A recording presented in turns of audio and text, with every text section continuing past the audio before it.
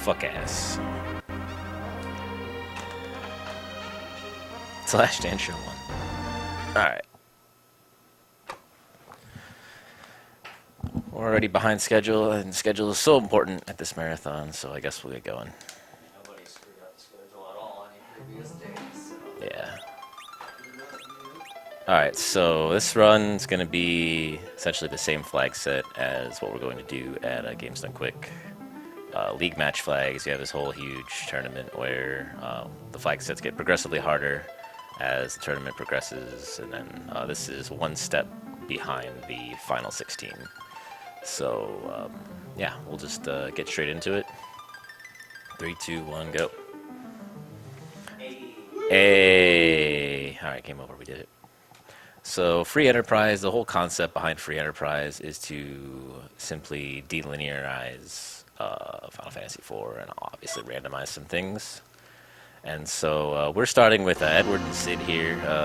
Edward's not the greatest starting character. Sid's pretty good because he has a high HP pool. He starts at like level... I'm actually not sure what level he starts with, but he's kind of... You get him in the middle of the game normally, and so he's pretty good out of the gate. And then obviously free enterprise, so you start with the airship. You have access to every overworld story trigger out of the gate. And yeah, so we're gonna do a little bit of item grabbing here. Kind of get us out of this starting equipment, maybe find some items here, and hopefully get rolling a little bit. There's Cecil right there. It's going to help Sid a little bit. So the way this game works is everywhere there's a story trigger where you would get a character, you would also get a character here. And with this flag set, none of the characters, it's called no free lunch, none of the characters we can find are free. So if there's some sort of fight you have to do in order to get a character or cash in an item, then that character is available. If it would normally be a free spot, for example, if you go to a watery pass and walk in there, and normally you'd walk in there telling you get them, that's not applicable with this flag on. So it's harder to get characters and kind of get a party formed, but ultimately it won't be too bad. And what that does really is make the early game a little bit more difficult and challenging. You run into some spots that are kind of rough, especially given that the bosses can be completely random. You don't really know what you're going to run into until you get there, and so it can be challenging sometimes, and other times you could possibly get a boss that's super duper easy and you don't have to worry about it. One thing you might notice is I'm also picking up items that aren't in the normal SNES US release. These are the Japanese items that were dummied out of the US release because us over here in the US are not very smart. We can't handle it. But, oh yeah, Dancing Dagger is actually really nice. That'll make Edward viable out of the gate and give me some early damage, so I'm pretty happy with that. And we can get out of mist here. So a lot of the early game in Free Enterprise is kind of kidding yourself out enough to where you can handle fighting the bosses. And the object of the game is to find the crystal. The crystal is going to be in a random location. Anywhere, any story location that would give you a key item. Like for example, if I were to fight Antlion, normally you would get the sand ruby. There's going to be some sort of item there. Nice poison axe, that's going to help Sid. And we're hoping to find the crystal that will let us fight Zeromus and defeat him. And we also need a way to get to Zeromus, which there's a number of ways to do that.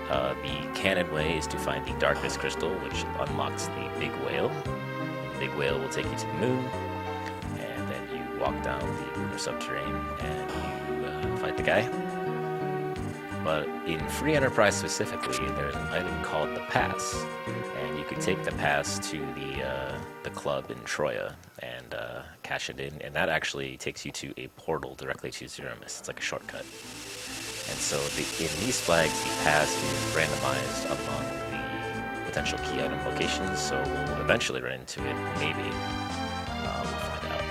I'm going to see who this character is on Mount Hobbs. I've got enough gear that I should be able to handle most bosses here. I'm going to put Edward in the back row here, and Sid in the middle, because we want Sid to be doing a little more damage, especially with this axe in hand. I think he's going to have some nice defense for us. He should be doing pretty well out of the gate. And then we got Edward here. He's going to have the dancing dagger if I can actually equip it. Take a safety save here. We might get owned. We'll see. So this is normally the Mom Bomb fight with Yang, where you would get Yang. And it's going to be a character and a boss here. We're going to see that it's Dark Knight Cecil who's going to Dark Wave us, and then Tella's going to be the character. We'll take Tella. He's not the best, but he can help out early on. Tella, by default, comes with the ability to cast Exit, and that lets us get out of dungeons very quickly. So that'll be really, really handy early on, and then we can, if you go to the top of ordeals, like in the normal game, it unlocks his full spell set, and he can be useful in that regard. So we've got Dark Knight Cecil here, just like in the normal game. If you don't fight him, he Dark Waves you 3 times, then he dies. His Dark Wave damage is based on his current HP, and the way Free Enterprise works is it randomizes bosses' stats based on the location that you find them. So Cecil there had the HP of Mom Bomb plus the little parts of Mom Bomb that explode. So roughly, I don't know, 1080 or so. Actually a little bit more than that. It was about 1190. And so his Dark Wave damage was based on that HP value. So if you find Cecil in like absolute N tier location, he could be a total pain in the butt. And the spot has 60,000 hit points and Dark Wave damage is based on that, then you're just getting hit for thousands and thousands of damage, so that could be a pain in the ass, but so far so good. So Edward's dead. I don't have a way to pick him up, so I'm actually going to side... Normally I would go to Antlion Cave there, but because I want Edward to be alive to do some damage to whatever that boss is, I'm going to take a pit stop here in Troya and check some item shops. We're really looking for Gear 2s and lives and some other Japanese items that are also useful. For example, sirens, hourglasses, illusions. There's all kinds of things that come into play here. Ether 2s are somewhat useful, but I don't need them right now. I am going to sell a lot of the crap that I picked up, so I have some money in the future. This is good, this is good. I'll put this carrot opposite this. This is junk, this is junk, this is junk. So these, that might come in handy. Alright, we'll hang on to the rest of this. It's not really going to help me. I could life Edward with Tella, which is probably what I'll end up doing, but I was really hoping to kind of cash in a little bit and get some, at least some useful items, some ability to heal outside of Tella's white magic, because that's pretty unreliable for the most part. So we're going to dip into Troya here, see if we can't pick up some more items. Nice Dragon Whip. Dragon Whip's going to be very good, especially with the way we end up grinding. If we find Rydia, she will be very strong.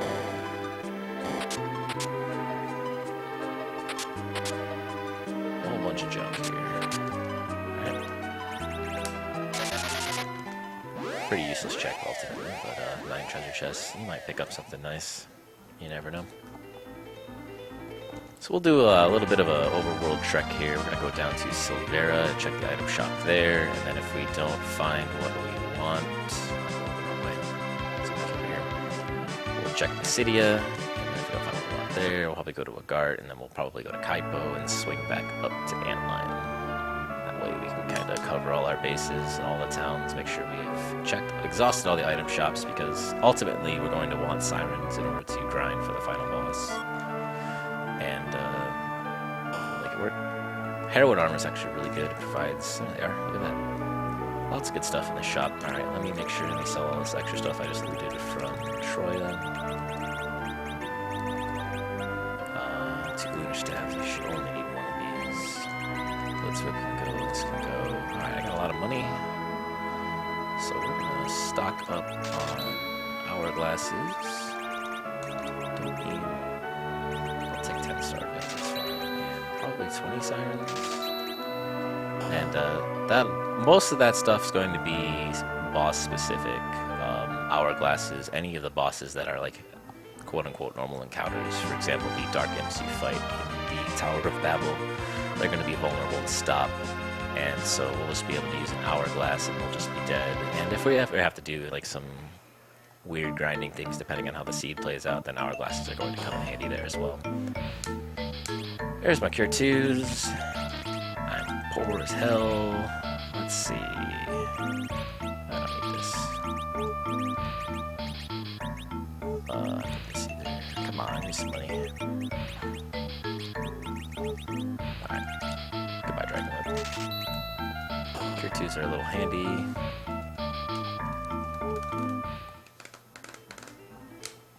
On to the next thing. I'm really looking for life pots. At this point, with what I have, I might just continue on without really trekking around and seeing what I can find. Never mind. Easy peasy. Hourglass 3's there as well. Hourglass 2's are usually good enough, and I already bought a stack of those, so I'm not going to waste my money on the level 3's. Level 3's last longer, that's really the only difference. Obviously, there's Hourglass 1, 2, 3. 1's the shortest, 3's the longest, 3 is very, very, very long. 2's are usually good enough for just about anything you want to do here. Alright, so I got pretty much all the items I want to see in the form of consumables. I might want more equipment. In fact, I'm almost positive I'm going to want more equipment. Let's go ahead and pick this guy up while I'm thinking about it. Get a small cure. So we'll waltz through here and pick up a couple more chests and see what we find. There's also some other Japanese items like illusions that I might want to pick up in the future. Ultimately, I think we're pretty well off there.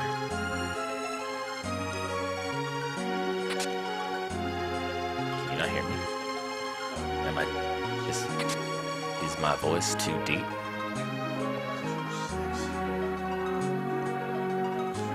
Yeah. All good.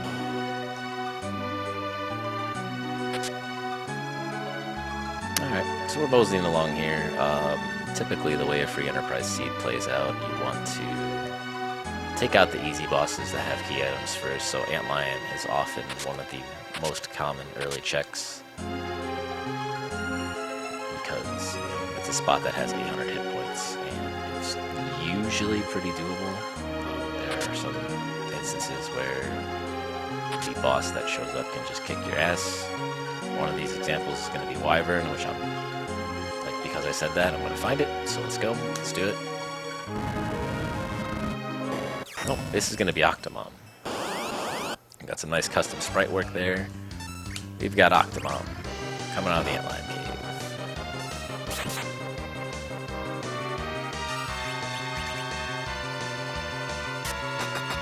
Typically, the way the Octomom fight would work is for every 2 hits, except for the first one, which is 3, because the counter starts at 0. Octomom's tentacle, but because this spot has such low HP and we've got some decent gear, no tentacles are lost. I'm going to get our first key item here, the Magma Key. So the Magma Key is a really nice early pickup. There's actually 2 ways to get to the underworld. You can either drop the Magma Key down the well in Agart, or you can find the hook and then take the hovercraft through the cave through Eblin, where you would normally fight the Rubicante, and then that spot can be really, really nasty if it's the only way to get to the underworld, because typically in a normal playthrough you're supposed to be a decently high level when you get there, and it can be pretty nasty. So we're going to do the Fabul Gauntlet here, and that's not going to be, well, at least hopefully, not what we find. Cabins are nice to have. We'll sell more of the crap we found.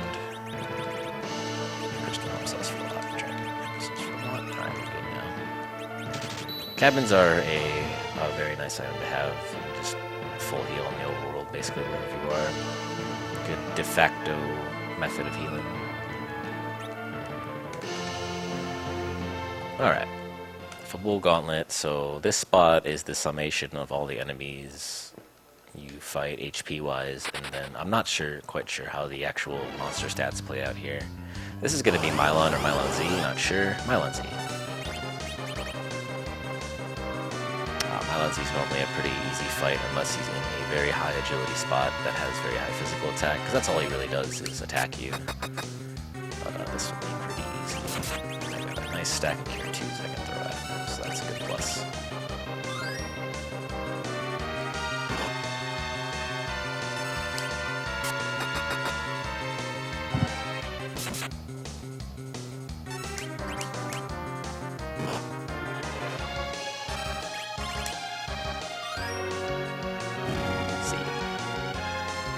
Nice and easy. So this spot will give a key item as well. There are, I guess, 17 key items total. 17 locations, depending on where we are. The pan is what's used to wake up Yang in the Sylph Cave. And then you come back and you talk to Yang's wife up here, and she will give you an item because you hit him with the pan. One other key item location is just seeing Yang in the Sylph Cave. So once you talk to her, once you talk to Yang in the Sylph Cave, if you were to come back here without hitting him with the pan, she would be like, oh, he's in the underground, hit him with this, and then she'll give you something that may or may not be the pan. It could be the crystal, you never know. So we'll come back to this.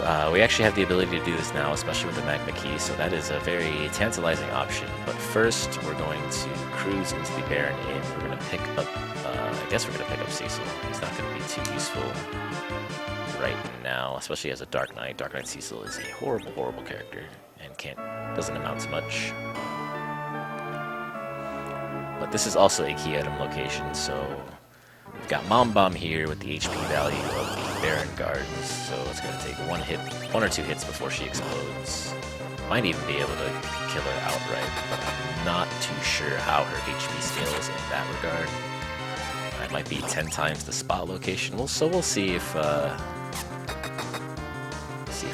actually kill her outright. But probably not. She's going to explode. It's going to do. Let's let her explode. And then we've got these nice items here, like this. Actually, a decent amount of damage. We can use the Earth Hammer. The Earth Hammer. Let's do that. Never mind. I don't have to deal with that. So Boreas is a Japanese item that will cast Ice 2 on all enemies. And that should make short work of this spot right here. Let's see. And so this next spot is usually pretty tough. It's going to be Mylon 1 with the ghouls here. And this spot's pretty tough just because it has a lot of HP. Fortunately, Mylon will essentially only cast Lit 1 and he's got some cast Drain, and the spot location itself has very low magic power. So it shouldn't be too bad. So we're actually going to leave this last ghast alive. Otherwise, Mylon's script is to spam Lit 1 like crazy. He's going to also counter every attack with a Lit 1. So his normal script with any ghast alive is to wait a pretty significant amount of time and then have the ghast cast Drain. So by keeping one alive, we can speed this fight along a little bit more than it's already going to. I mean, it's already going to suck. He's going to counter with 1 damage Lit 1 for... Oh, that ghast is dead. Get to see a little bit of both now. Oh, he's still alive. What a god.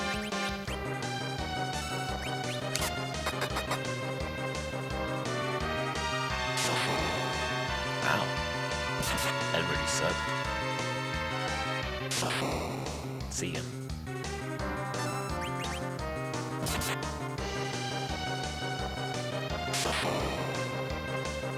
So Sid's got a little bit better equipment than everybody else. I haven't put anything except the Dancing Dagger on Edward, and Tella's got his base equipment as well. So Sid's rocking some Dragoon armor, like a Diamond Helm or something, so he has a lot of defense. And a spot like this really isn't going to do any damage to him. So we're in the clear. This spot gives no experience, so it's really no big deal if my dudes are dead. And Tella and Edward are probably not going to be a part of my end party anyway.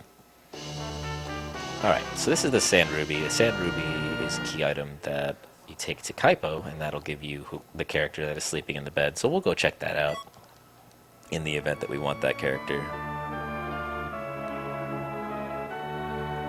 And that'll be our 5th party member. And I think at this point, the best thing to do will be to go underground after that. Also poke our head in the Kaipo item shop, see if there's anything cool there.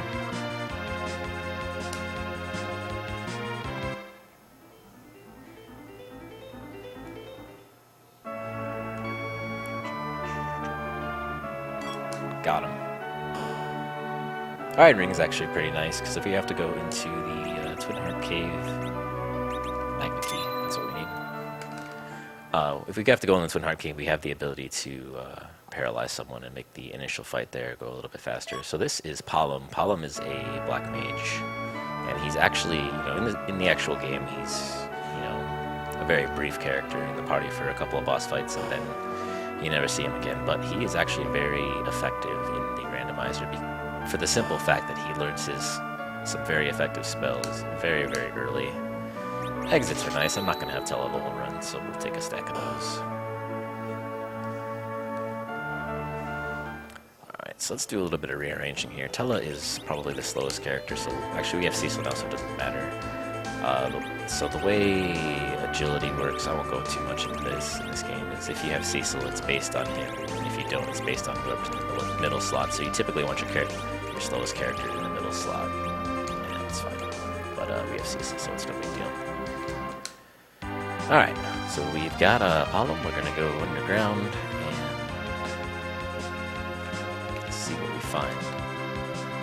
So the underground has some freely available key items out of the gate, where you would normally find the rat tail in the Land of Summoned Monsters. Is a key item location, so we can just run down there, check it, and leave. And then normally, if the Sylph Cave, you could run, talk to Yang, and then leave, and then get a key item from Yang's wife. But because we have the pan, that's actually going to be a 3-spot check, because we'll have the ability to get the item from Yang's wife for seeing him, get the item from returning the pan, and also when you hit Yang with the pan, the Sylphs give you the item, which in the normal game is the Sylph Summon. But that's also going to be a key item location, specifically with the flags we have. So we got 4 free key items waiting for us down here. So we're going to take a little peek at those, and we'll go from there. You may be wondering why I haven't gotten any random encounters. The flag set that we actually have the ability to toggle encounters on and off. So that's a nice handy feature that speeds the game along, and we're also running at double speed, which is probably one of the reasons I will never go back to actually speedrunning the vanilla game, because I'm spoiled rotten by all the optimizations this randomizer does.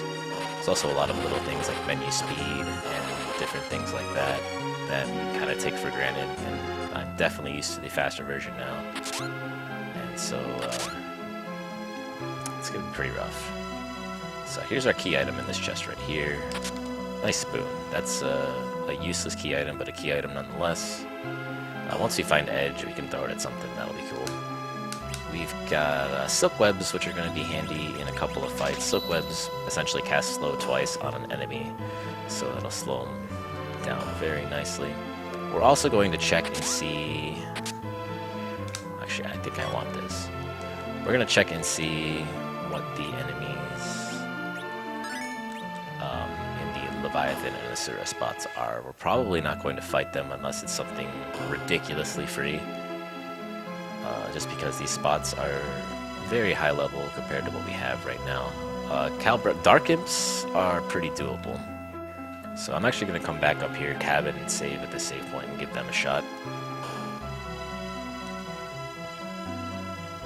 Though I don't really have a good way to kill them.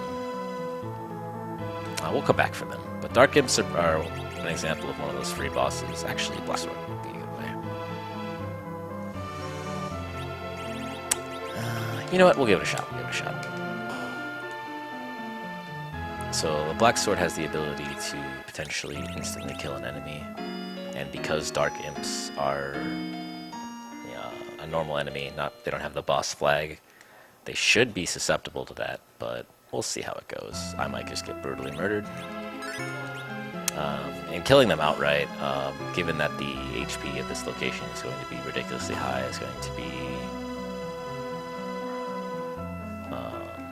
it would take a very long time to do that.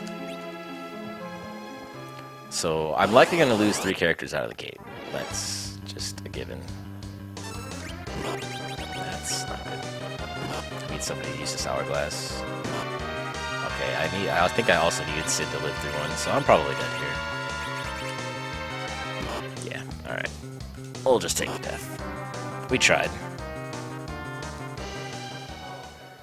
So we can come back to this. This will be an easy fight once we have a little bit of levels and some better characters. But for now, we are out here.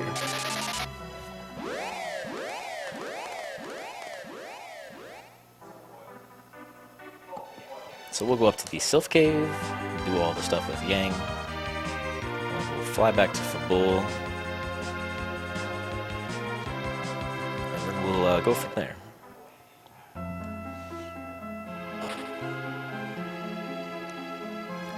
I do already have Sirens, which means I could do a small amount of grinding, and then probably I could go back to that fight and kill it, and would also make some of the other fights coming up a little bit easier. So that's also a thing I might consider doing. Get Palom some levels so he has some effective spells, and maybe I'll be able to live through one of those fights. Well, let's see what we get here.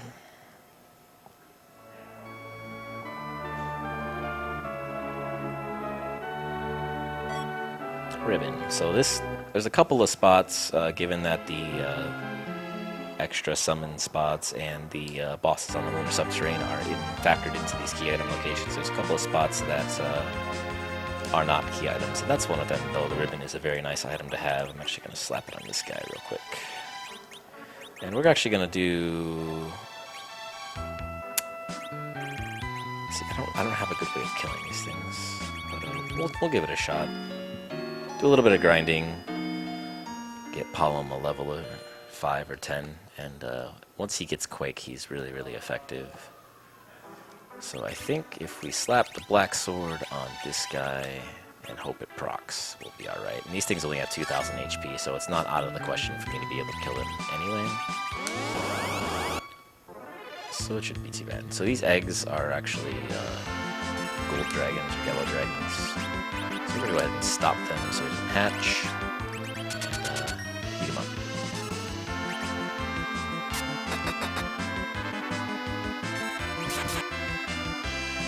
Oh, nice poison. I want to see a swoon here. Hell yeah.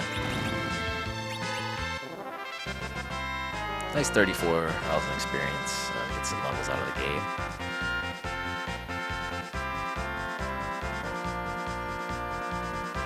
Already got some nice spells. Virus, a very, very effective, very fast single target spell. We're going to do one more that should get us Quake. And I'm actually wondering, can I just get lucky? Yeah. Nice and quick.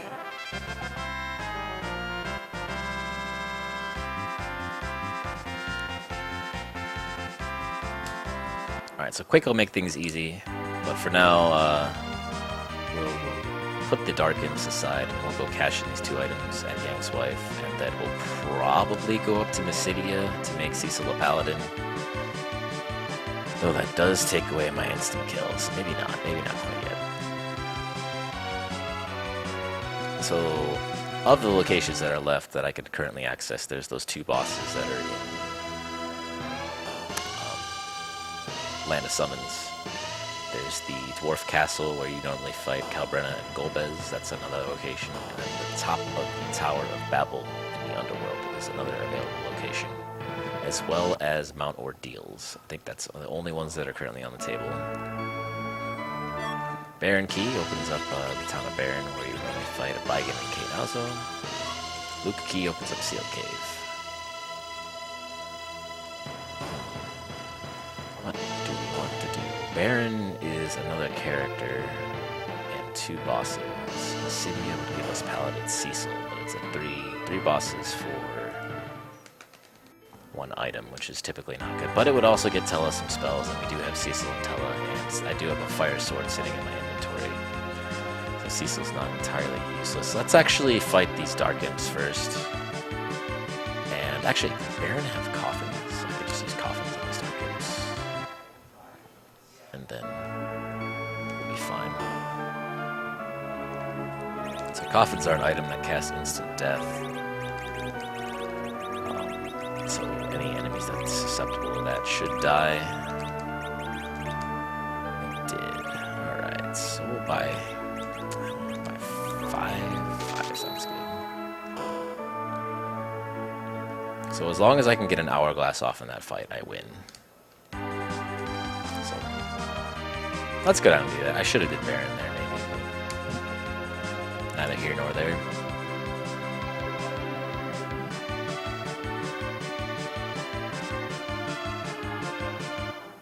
It would probably be a little bit smarter to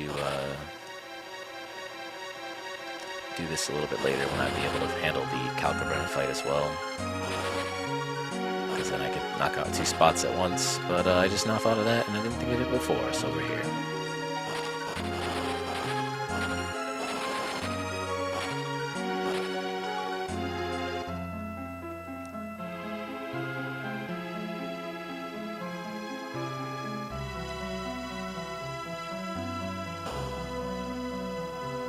And hopefully now that we have a couple of levels, Sid will at least live through one hit. He might not, we'll see.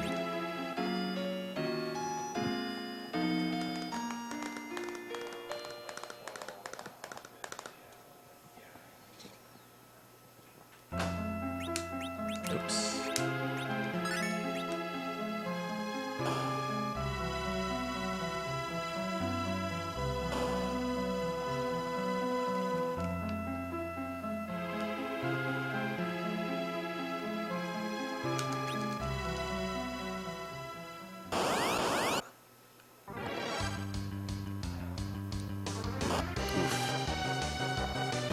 I would like a turn. That's not a good sign.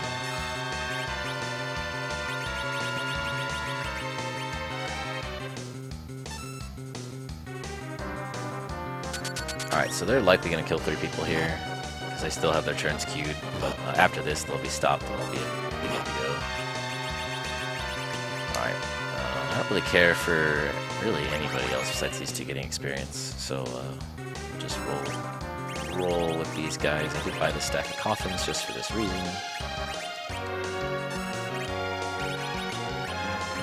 We can also do this, which gives us additional experience. What happens is the enemy gets life, but because the way life works is it's based off of the amount of HP you get back is based off of the vitality stat. Every monster in this game has 0 vitality, so they resurrect with 0 hit points and they immediately die. So this is going to be a fairly nice chunk of experience for us.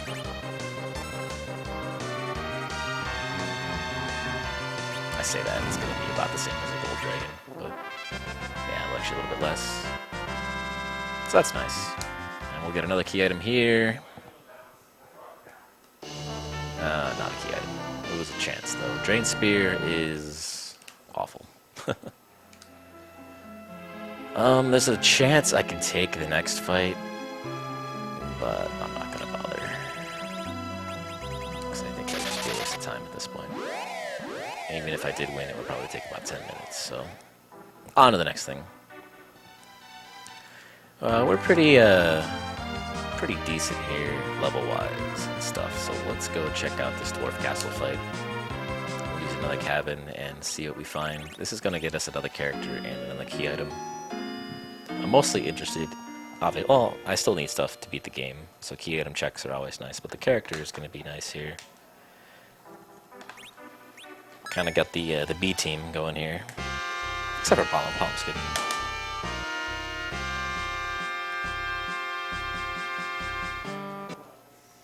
These are either the Kaipo guards or the Baron guards, both of which are susceptible to the hourglasses, so this will be a nice walk in the park here.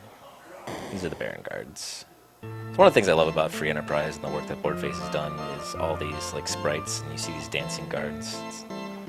Stuff like that's really well done. I need to move these up, so I was going to use just 3. Save the 3 for something else. I could use a coffin on these guys. Yeah, why not? The last guy I'll just hit with Cecil until he dies.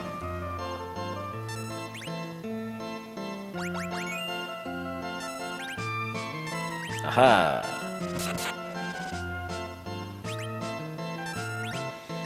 Alright, we'll put some damage into him.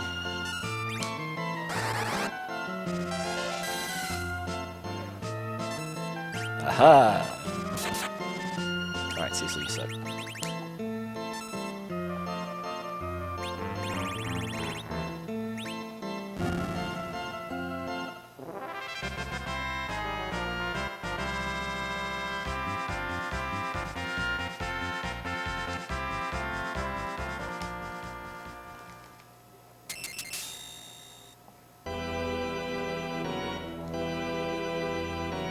Dark Elf.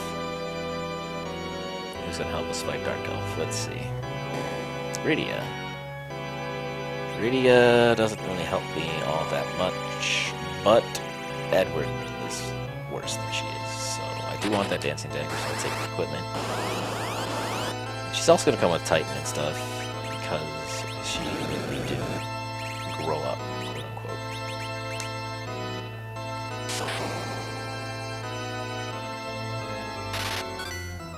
And she's dead. Let's go ahead and quit this guy.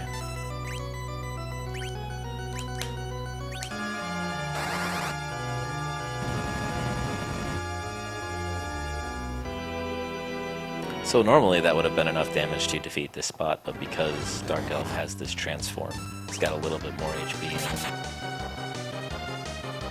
than normal.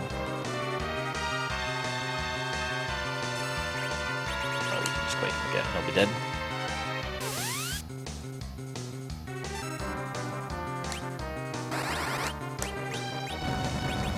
Get some of this stuff out of here. Got the FF6 parry, like, ever since trying to learn anything in that game. I always parry out my turns.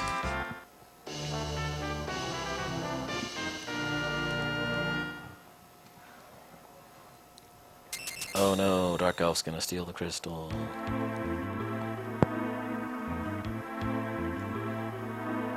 So Rydia as a character, pretty much worse than Palom in every way, except if you find a summon like Bahamut, then she becomes really, really nice for some boss fights. But ultimately, because she learns all of her spells so late, she's really ineffective in that regard, and her HP gain is pretty awful as well.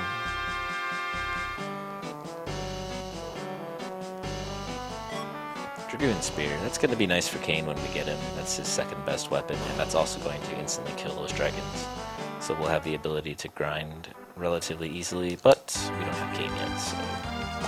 On to the next thing. What is the next thing going to be? We're going to go up to Baron, I think. Pick up another character, and... another key item. Let's pick her up, get her some experience.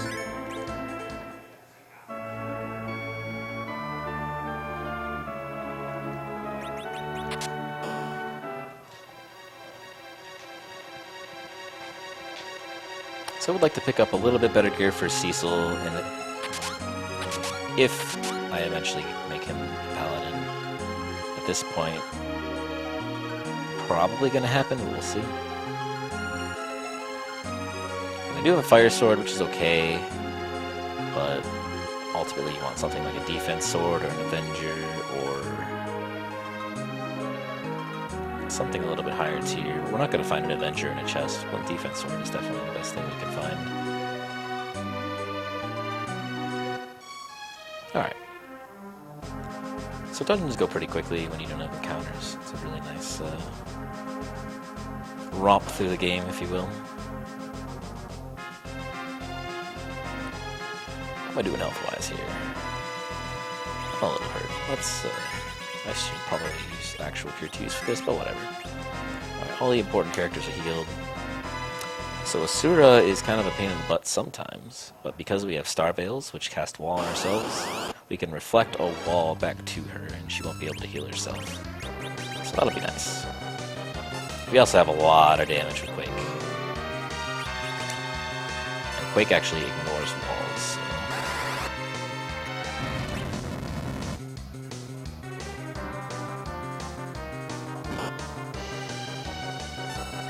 Let's get that wall on here first before we do anything else. There we go. Now we're in the clear to do whatever damage we want.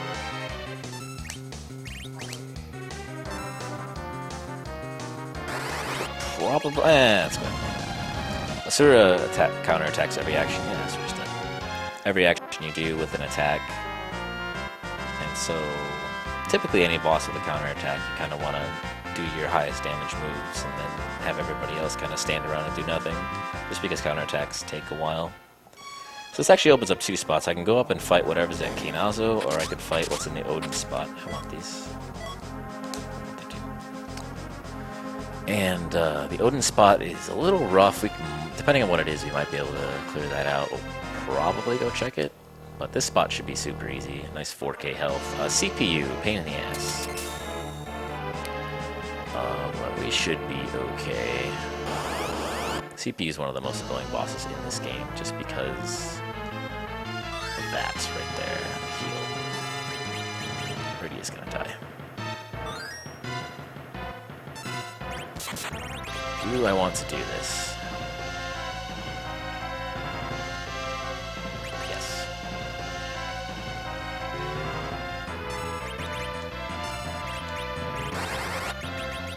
Alright, so Quake is gonna kill everything. And then we have to do about... Oh, okay, we did enough.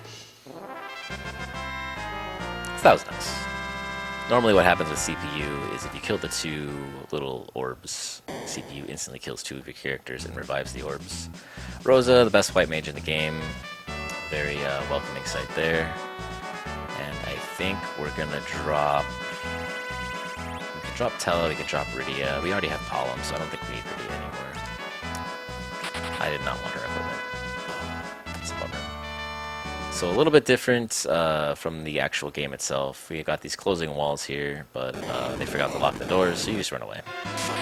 Spoilers.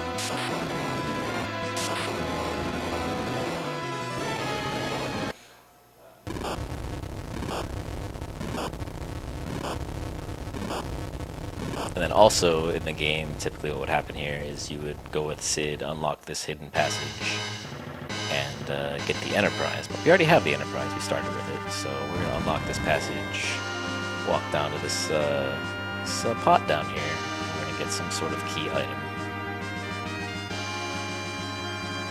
Twin Harp. Alright, we can go there. I'll give Rosa some stuff. Did get Artemis bow, but I think I want her to have a lunar staff right now.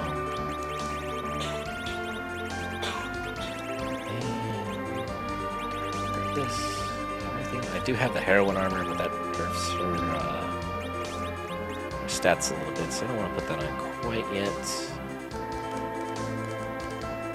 Alright, let's go.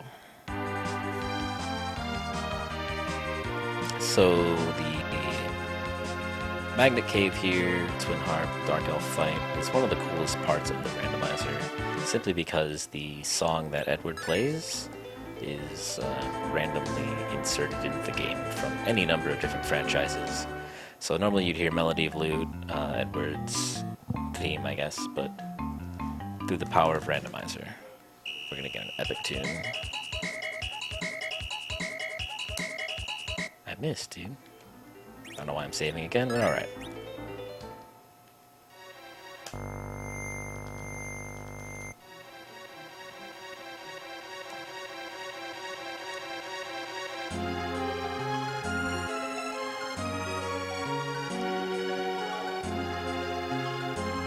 Aha! Oh, that's a shot. A little bit of money there.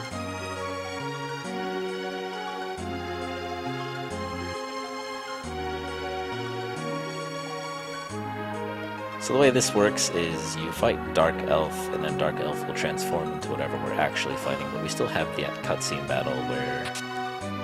I want this. Let's drop some shit.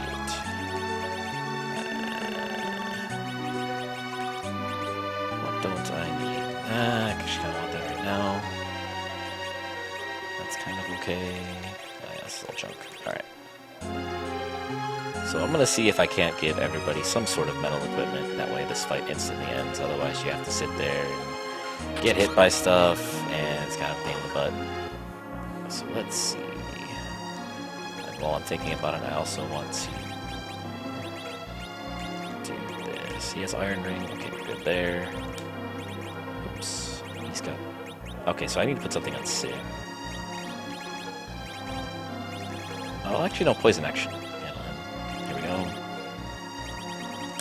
And then, alright, we should be good. Everybody should be metallic now. Metallica. There we go. Instantly ends the fight. Sit back and watch cutscene. It's about... Well, not really a cutscene, but all the spells and stuff. It's a nice little time save. And alright, here we go. Let's see what Edward has for us today.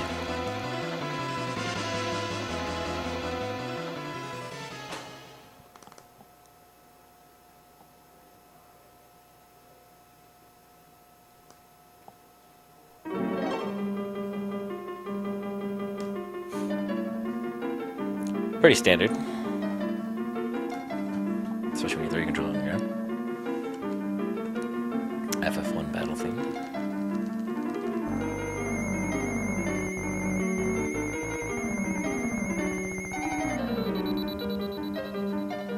When's FF1 big? The Great Return. Alright, so this is a star. So this is going to be some boss that's normally on the moon. Oh man, this is not good. Especially because this spot is very magic resistant. This is actually really bad. How am I gonna do this?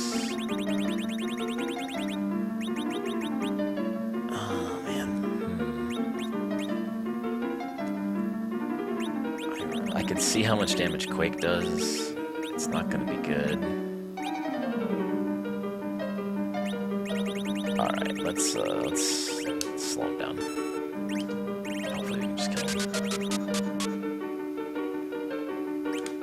They did not react to that. Okay, alright, let's see what I do.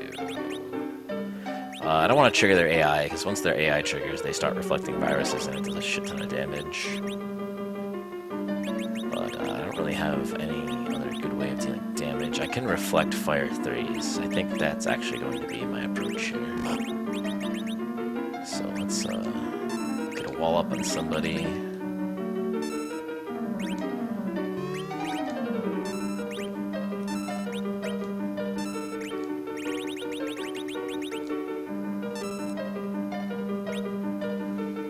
And normally in this game, if you cast a spell and reflect it off a wall, it does not trigger AI.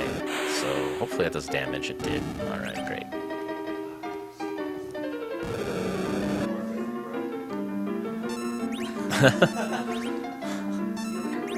See ya in the car. Alright. Everybody's leaving me. They hate me. You're like, yeah, fuck this guy.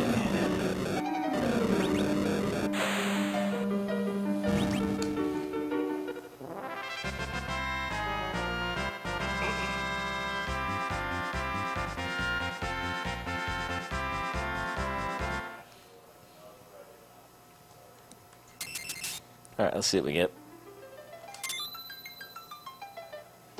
Adamant. Okay, so that's one half of Excalibur, but ultimately serves no other purpose. But it is a key item. And another thing about these flags is if you have 10 key items, the amount of experience you get overall will just double, and that way the rest of the siege goes faster. But, yeah.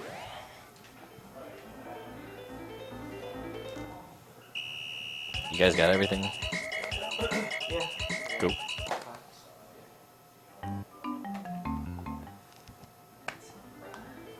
Alright, man. Thanks for hanging out. Nice, always nice seeing you guys. Pleasure. Yep.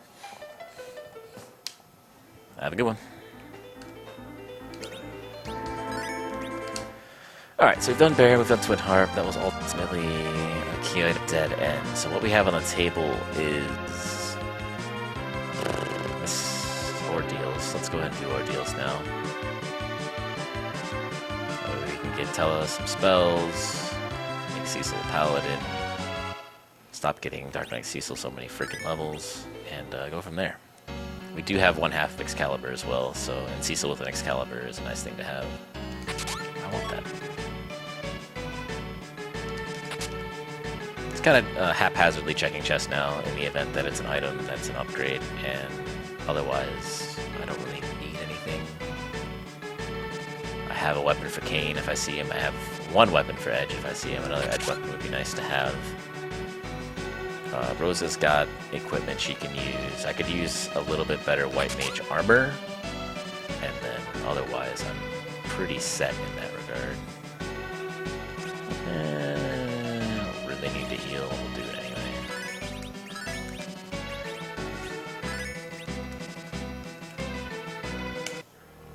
I've missed every palette swap so far.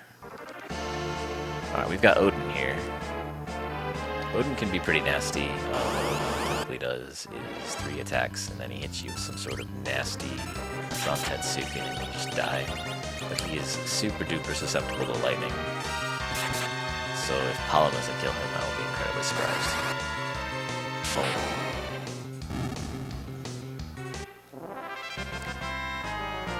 And I'm a little, I guess, I don't want to say over-leveled for this spot, but over-prepared for sure. It's for a spot like this, so it shouldn't be too terrible. Evil Wall. Back attack Evil Wall. Sick.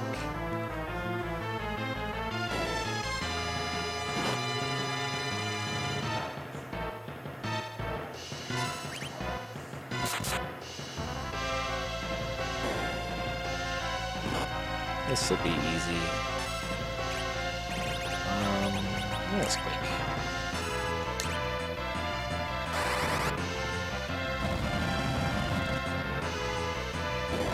Yep, nice and dead. So enemies that are in typical 14th spots get this epic music and also get the slow fade away. It's a nice touch.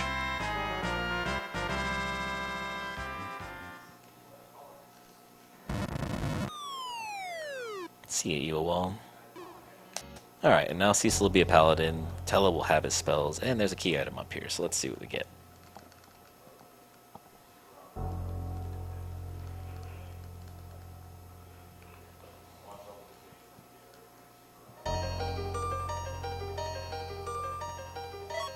The hook. Alright.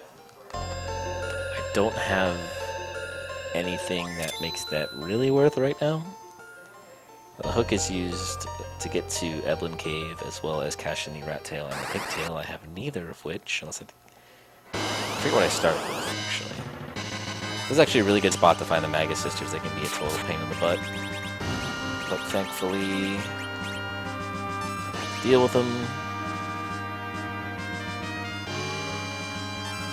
I can just, inevitably, I'll quake. I'll be dead. Hollow went last because he's a jerk.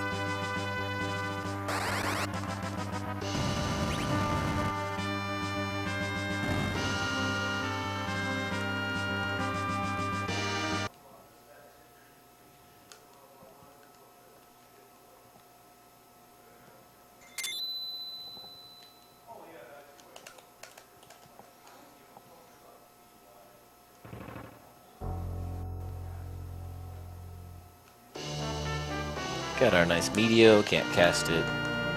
Don't have the ability to get more than 90 MP unless we find a Soma drop, which is possible, but haven't seen one yet. And normally in this game you can perform a glitch where you can underflow Tella's MP and he can cast whatever the hell he wants, but one of the flags in the randomizer is to make it glitchless. For the most part, there's some very minor things that are not glitchless, such as lifing enemies. That have not been patched out for a sort of quality of life kind of thing, but none of the major glitches are present in the game. Alright, I got the hook. I can go to the top of the tower, I can go to Sealed Cave, I can go fight Calbrenna in Land of Summons. Feeling top of tower, actually. Though Sealed Cave always pays, as they say. Alright, we're in pretty good shape. Nice health. We'll give Cecil some weaponry here. Do I have another? I don't. Nice Wizard Helm for Cecil. Karate should be on Sid. Karate is a strength boosting piece of gear. And yeah, strength is fine. I'm gonna change this around a little bit. Let's do this. That should be good. Let's go ahead and save it.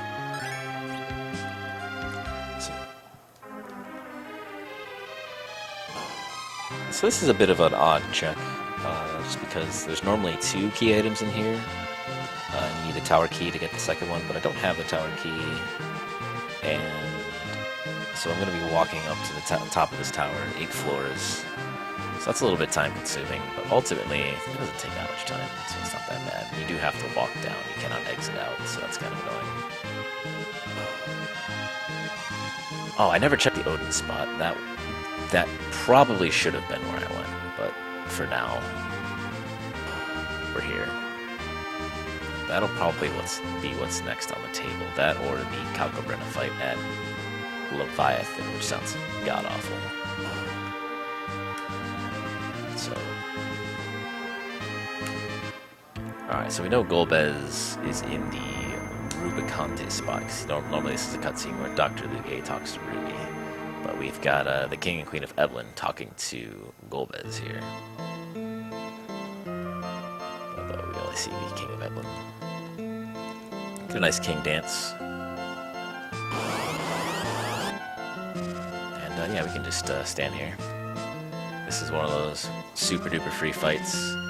They cast Fire 2 and Fire 1 a couple times, and then it's over.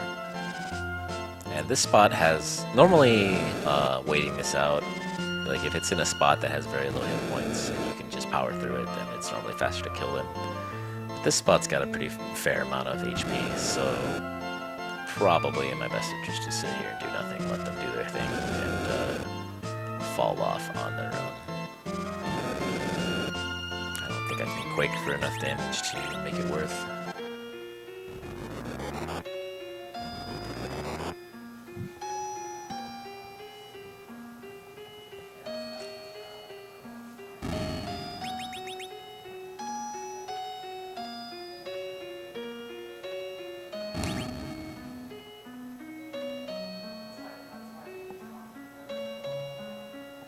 I do have 10 key items now, so I am getting double experience. And because of that, it might be smart to grind. However, I am not currently happy with my party. I could use a couple of better party members. I could make this work. And there's Bahamut, but I've already gotten rid of Rydia, so there are regrets.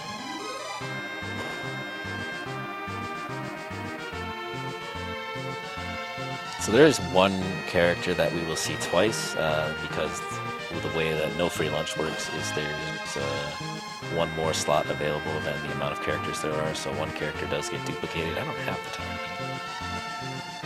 But for now, a character could be Rydia. We haven't seen 2 of anybody yet, so we'll see how that plays out. As far as characters' locations go, there is a character waiting for me in Evelyn Cave. I could go check that if I were desperate, which I'm currently not that desperate. There's also a character in Giant of Babel, which I need the Darkness Crystal for, and I would have to fight 2 bosses for, and would literally be a total pain in the butt to get, but is a thing. There's also a character on the moon where you normally get Fusoya. And let's see, there's another spot somewhere. I just don't know where it is here. Off the top of my head. Where I've been.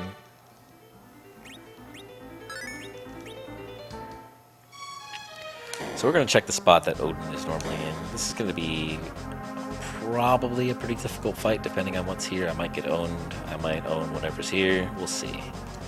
Do a little pit stop in here. There's a lot of treasure chests on the right side of Baron. Curse Ring, yes. Heroin Armor, yes. I already have one. That's good money too, in case I have to buy something later on. Cursed Ring does is it lowers a bunch of stats by 15, and the way that agility works in this game, Dwarfax is also very nice. We can make Cecil super duper slow, and then everybody else will be faster because of it. There's my second edge item. That's good. I don't normally come up here, so it's a little bit weird for me to be checking these spots. I know you can go around and get that thing, but I'm not gonna worry about it. So ultimately, a pretty worthwhile grab down here. That means I'm gonna get super duper owned and have to do it all again. Just wait. How much agility do we have on our Cecil here? 22. Let's not have him have 22. 17, and this will drop him down to 2. This is a pretty fast spot, so I want my dudes to go faster. I definitely want to heal for this.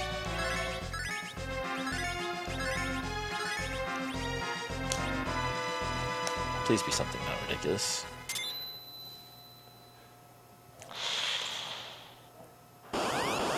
This could be Ruby or the Four Fiends. Four Fiends is actually much, much better because the way that the Four Fiends are coded, at half of the HP, or the spot's HP, they will transform, and it's usually pretty easy to do over that amount of damage and instantly kill them. I'm hoping that's what happens here. That's not what happened here. Alright, we're in trouble.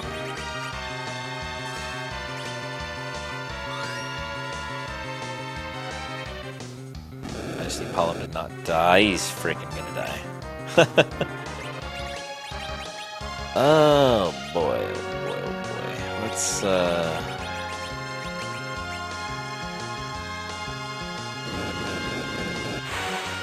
think Glare is probably gonna kill everybody down named Cecil.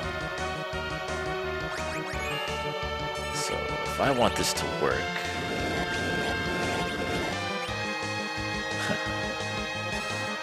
I don't think I mean, I could keep poking at him with like Dwarf Axe and stuff, but I don't really think I have a good way of recovering this at all. So what I really want to do is reset, and then I'll reflect that Fire 3 twice, as opposed to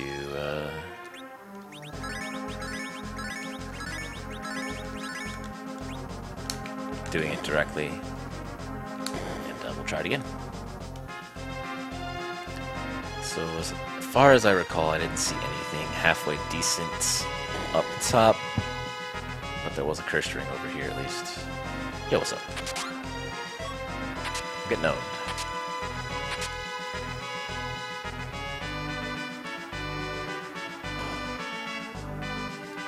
Everybody left, so it's down to pretty much just us. Yeah, it's Baron.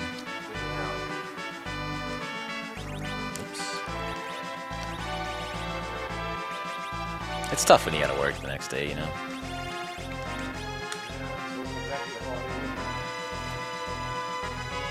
Never is. Alright, so try number 2 against this guy.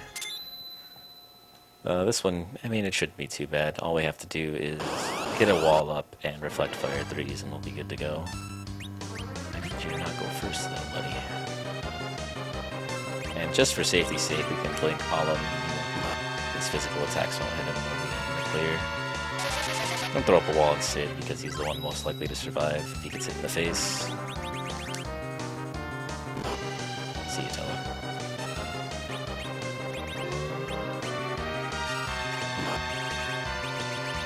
One Fire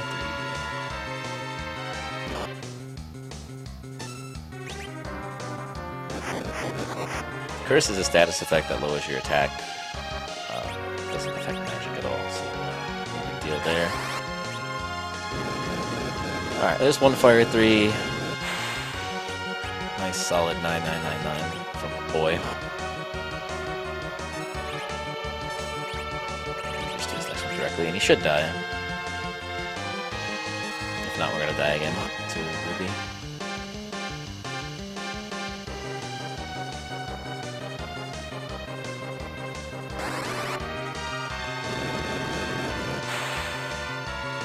There we go.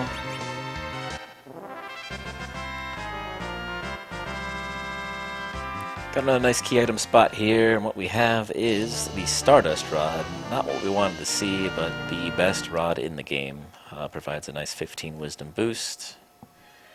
and has the ability to cast Comet when used as an item, which at this point isn't useful, but if you get the Stardust Rod early on in the game, you can kind of power through a whole bunch of early spots.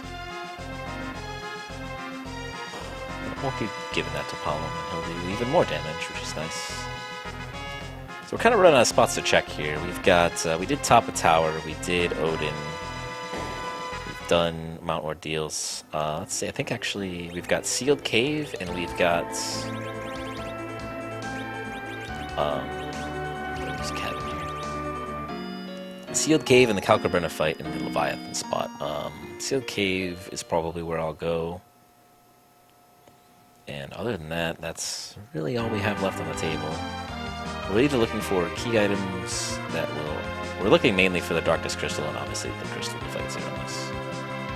And key items that also open up other locations, which at this point is like the Earth Crystal, and I think that's the last one. I've seen a lot of shit. Unless I'm forgetting about a location, which is 100% a thing I do all the time, so... Pretty sure I did everything.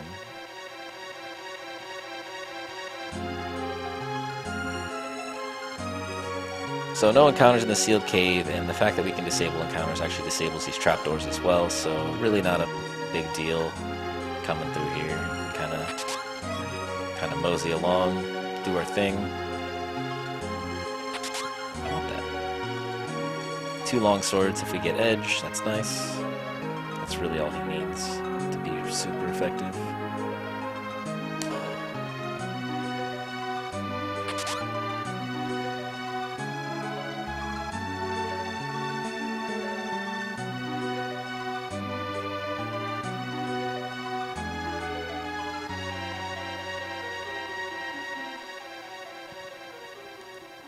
It's funny learning the randomizer. The speedrun never comes in here; it skips it entirely, thanks to being able to warp in Dwarf Castle. So I had to like relearn this entire dungeon in order to be able to get through here and not get super lost. So one of the features of this cave is if this item is a complete bust, we can just reset and exit out. It's not though. Rattail's going to lead me to something. We don't know what that item's going to be. And we do have the airship hook, so we'll be able to see what that is. So we're going to have to fight whatever boss this is. It's typically the demon wall, but it's randomizer, so this could be plague. That's actually really bad. I need to kill somebody. I think Tella will be able to kill himself. I'd like to do some damage.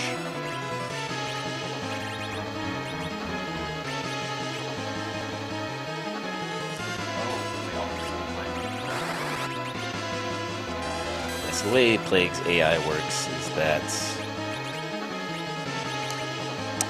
if somebody doesn't have a timer, it will recast the count. So if you just if you just keep killing and reviving a party member, effectively makes him useless.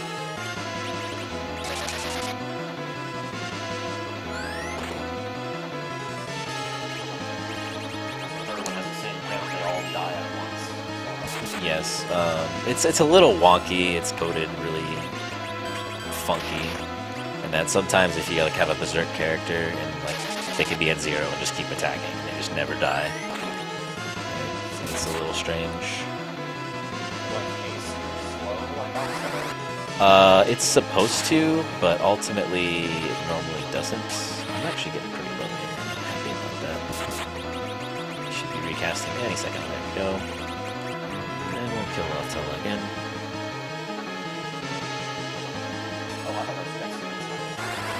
It is. But it has to get to 0 and then they have to get a turn, so... Oh, okay.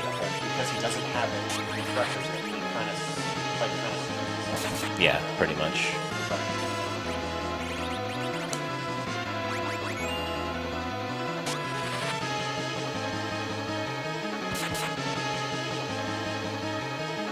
This fight's pretty easy to cheese, though. If you can't kill somebody fast enough, if you're not ready for it, then you can screw yourself a little bit, but ultimately, it's not too bad. And, you can kind of see it, but these numbers introduce so much lag into the game that like every animation takes like 3 times as long.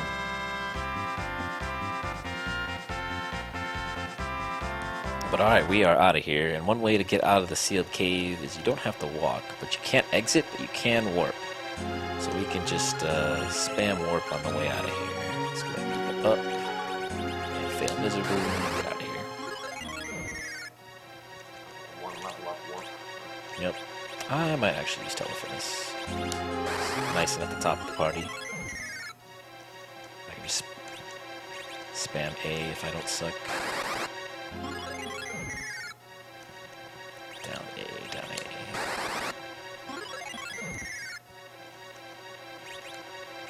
And you don't want to actually like walk through the shorter ones because that actually adds an entry into the table. So you're kind of like negatively going back across the table, and then if I were to walk back there and warp, it would take me back to the previous room, Oh, okay. as opposed to... This just has to do with the way the game's coded. But we are out of here. We have the rat tail. Let's go see what that is. I am going to have to see the hovercraft cutscene to pick up that hovercraft. Or Anna.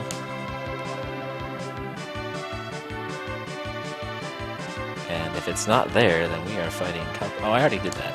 I forgot. Alright. It's pretty easy to do in the normal game. Normally, in the beginning of the game, you check the scene for a bunch of treasure, and then you can either do the cutscene or not, depending on how you're feeling. Hopefully this is something. Well, that's something. That's not the something you wanted to see. So we do have the Legend Sword now, which you normally get at the top of Ordeals as a reward for Cecil becoming a paladin. But we also already have the Adamant Ore, so we can get Cecil a nice Excalibur, and that's going to make him pretty beefy. And then we'll go ahead and do a little bit of grinding as well. We already have 10 key items, so we're getting double experience, which is a feature of the randomizer. And we have Sirens, which means we can summon the rarest encounters for whatever location we're in, and that's going to give us gold dragons. So, especially with Excalibur on Cecil, I should be able to one-shot them in one nice swing, and we'll be able to do some grinding. I also have Artemis arrows I can put on Rosa, and because Artemis arrows are super effective against dragons, like 4 times damage, she would also one-shot them, but Cecil will do just fine as long as he's going first, which he should be. Alright.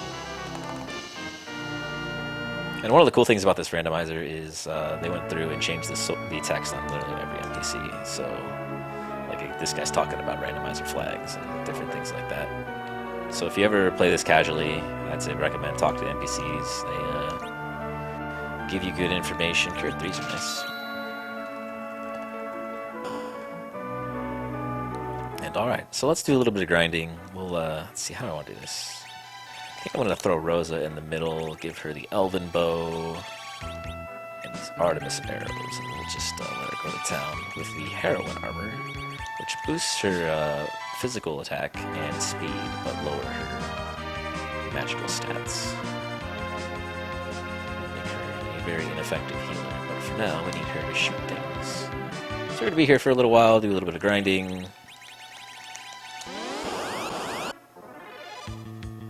Maybe not too long, because I don't know if I want to keep Tella and Sid for the remainder of this, but we're kind of running out of options as it is. Sid's not bad by any means, but Tella not so much. We got a couple levels here. This will make the Calcabrina fight we're about to do easier. Oh, we have the ability to hourglass some of the dolls in the Calcabrina fight anyway, so it's really not going to be too bad. I just want to make sure I don't get one shot by all the front 4 dolls, and it could be a real pain in the rear. But because I have Paladin Cecil, he'll have the ability to cover and take some damage for people. So as long as I can keep Palom covered, we'll be just fine.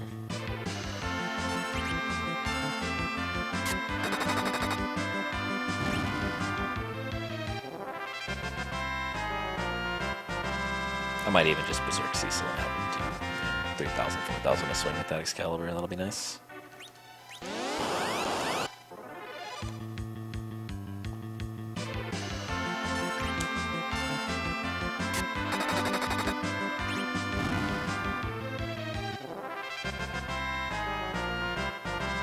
Nice casual 68,000 per egg here. It's more than any boss we've fought so far. Though there are bosses on the lunar subterranean that give a little bit more than that, especially at double. This will be the last one we do, I think. We should be good to clear whatever, or clear that spot. And after that, I think that has to be either the Earth Crystal or Darkness Crystal. It can't be anything else unless I've completely forgotten about a spot. So we are stuck otherwise. So we're getting a nice full game tour here. I'm gonna walking through here. You take damage, so we'll heal up down here and go from there.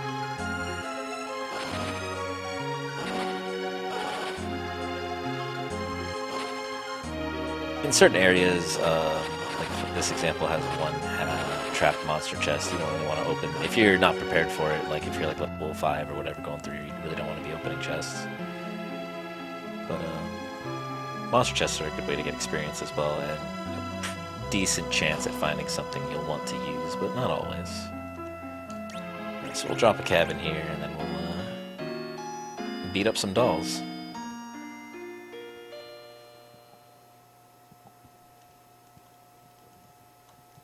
I do want to take this hair off of her. Probably going to need her to heal at least a little bit, so...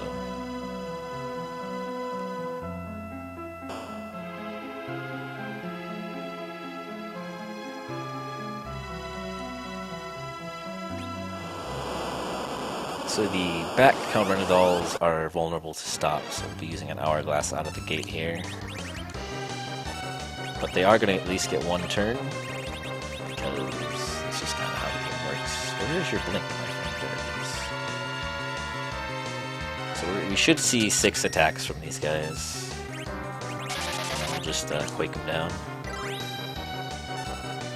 But because I got the blink off before they attacked, I'm not really worried about Pollen dying. The blue ones don't typically do too much damage. It's these orange ones up front that are pretty rough, but they're really not hitting that hard either, which is surprising. I expected a little bit more, so we'll go ahead and Berserk Cecil. Get some damage flowing here. Oh, well, this is going to be easier than I expected. I did not put the Excalibur on him anyway. And they're dead. All that prep work, and they were super easy. So Earth Crystal or Darkness Crystal? What do we got? Earth Crystal. Alright, so this is a full overworld and underworld clear before we're able to get to the moon, which is actually pretty atypical for this, but if that's how you end up getting routed around. Like, I could have came down, as soon as I had underworld access, I could have fought that in theory and got the Earth Crystal, which would have given me the Darkness Crystal. But here we are. So Earth Crystal will let you get to the Tower of Zot, where you normally fight the Magus Sisters and Valvalis, and then you save Rosa. Earth Crystal is actually a really nice spot because it unlocks 16 treasure chests in the Troya Castle if you need them. So if you get it early, it's a really good spot to like romp around through this castle and get a whole bunch of treasure, because there's also 9 additional treasures on top of those 16, so 25 totals. You know, decent chances at gear upgrades. And this location also gives 2 characters, because it's normally in the game where you would get Rosa and Cain after that whole cutscene with Tella killing himself and all that. But here we are. So I'm hoping to see Cain and Edge here would be ideal. Fusoya would also be a welcome sight. I haven't seen any of them. Porum can also be here. I'd probably take Porum over Porum over Tella at this point. Tella he's got a lot of utility because he has a lot of spells, but ultimately that 90 MP really sucks and he's really slow. So. We also haven't seen Yang yet, so I'm definitely missing a spot that I didn't think of. Yang at this point I don't feel like would be any better than Sid, but we might take him over Tella. Speaking of Yang, this is going to be the Yang Baron infight where he kicks you a bunch of times. Which, because of the flags of the randomizer that we currently have set. Story triggers are still in play, so after he kicks twice, we can just fight him with Cecil and he will say ouch, and the fight will be over. 420.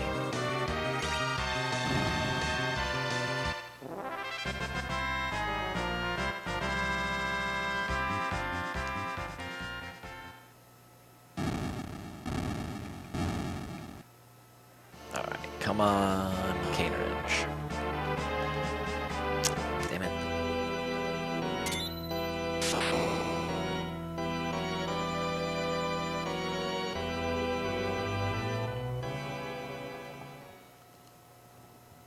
I mean, Yang's not bad by any means, but I don't really have any gear for him per se. Haven't found any cat claws, or really any claws for that matter. Most of his claws suck anyway. And Fusoya. Fusoya is good. He's got a lot of utility. He's got a little bit of low MP, but he's got the stats to back it up. So I'm actually going to take Fusoya, and I might ditch Yang.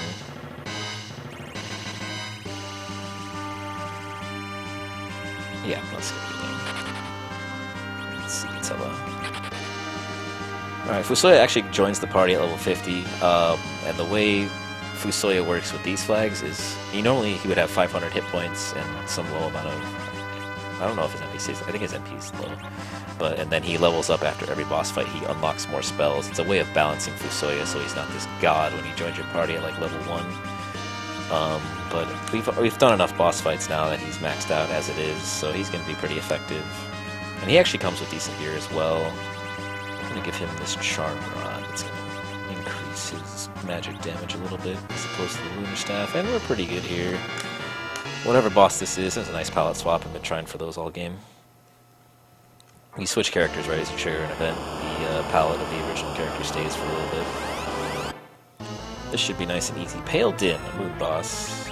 This Artemis arrow is going to do a ton of damage, even though she doesn't have the heroin armor on. And drop a little nuke here. Does not have nuke yet.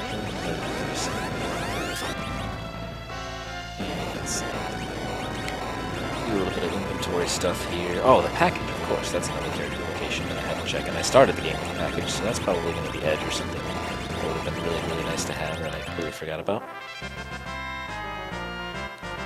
Oh, and one other location that's potentially on the table, if this isn't an item, is the Mist Dragon. When you defeat the Mist Dragon in this game, with the no free lunch, where you can't get an item from Edward. Normally Edward would give you the Twin Harp in the default game, and normally that's a key item location, but with no free lunch, which makes the game a little bit more difficult, you actually have to defeat Mist Dragon and get that item from Rydia's mother.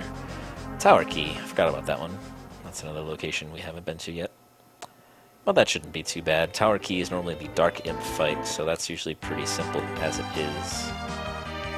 So yeah, let's pick up somebody here. And if it's somebody I don't want, I'll just reset. If this is Porom, I'm going to reset. It's Kain, and I have the Dragoon Spear. So Kain's a pretty good pickup. And there's a boss fight in Kaipo Inn as well, where you would normally fight the guards from Baron, as Cecil just kind of stabs him. And that could potentially be the Mist Dragon as well. That would lead to a key item, but I don't know. That's something you have to do in order to actually get whoever this character is. Burn down the house. Another nice, nicely coded thing in this randomizer is this, the character that shows up here. You know, it'll say like Black Mage or like Engineer or White Mage, depending on who the character is. So that's a nice little, neat little feature.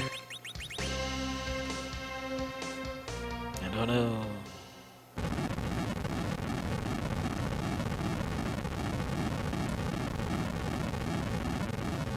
So we'll run to Kaipo. We'll drop Sid for Kain here. And we'll have what will be our final party, for sure. Unless I don't even think I want Edge at this point. Well, maybe. The total vanilla final party. Not quite. We already found Rydia and got rid of her, so just not quite. Interesting. I guess nobody's here. Is Ashley here?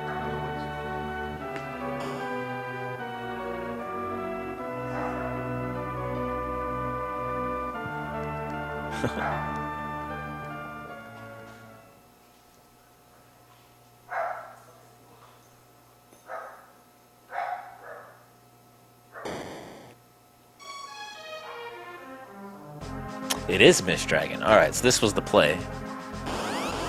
So this is going to open up a key item. This is actually really, really cool.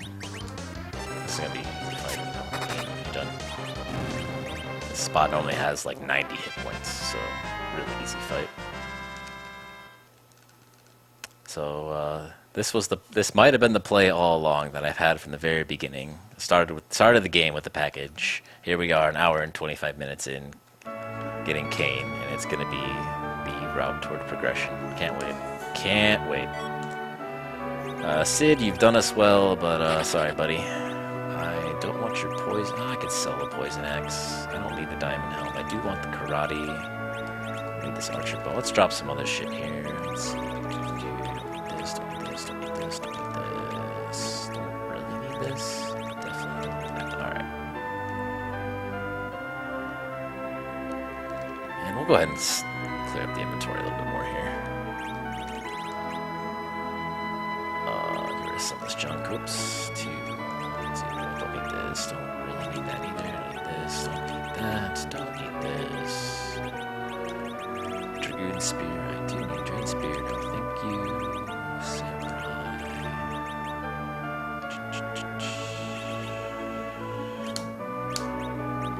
Oh man, I got rid of Rydia. Alright, we got a ton of money. For no real reason. I don't really need money. I just want cleaner inventory. Kane's gonna join us at level 10, default level. He's gonna be pretty useless. For the beginning, we'll fight some bosses and or do a little bit of grinding, get him up to a usable state. Oh, come on, man. Can I exit out of here? Actually, I have no idea. Yeah. Alright, so we will check Mist Dragon now.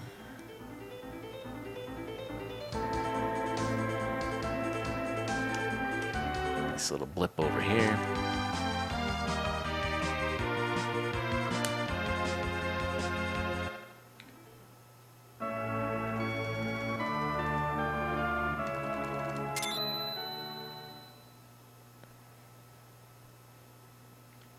Hit me with it. Damn. Alright. It's the nature of Randomizer right there. It could be right in front of you the whole time, and you just don't know it. So Darkness Crystal opens up the big whale, which ultimately opens up the moon, and we still don't have the crystal, so we're going to have to fight the bosses on the moon to pick up said crystal.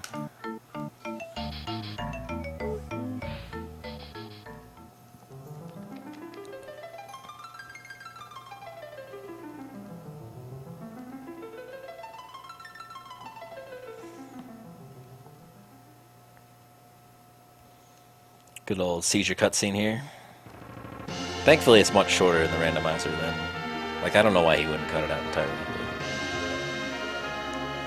But I think in actual FF4, it's like a solid 5 seconds of just blinking.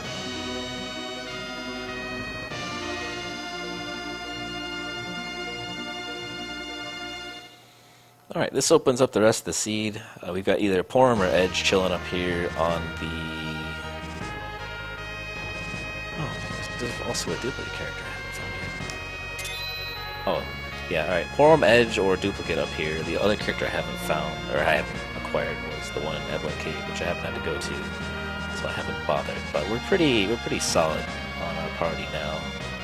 Don't really need anything else item-wise either, so we'll just run straight in here and see how we do. While I'm thinking about it, let's get these off of the staff again. Boost that here a little bit. You know what? I'm going to watch this cutscene before I save.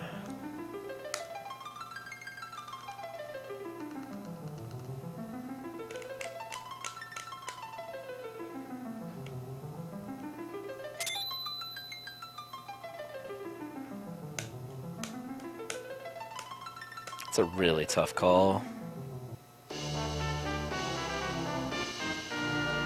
The character I'd want to drop is Pollen, but he makes boss fights so easy.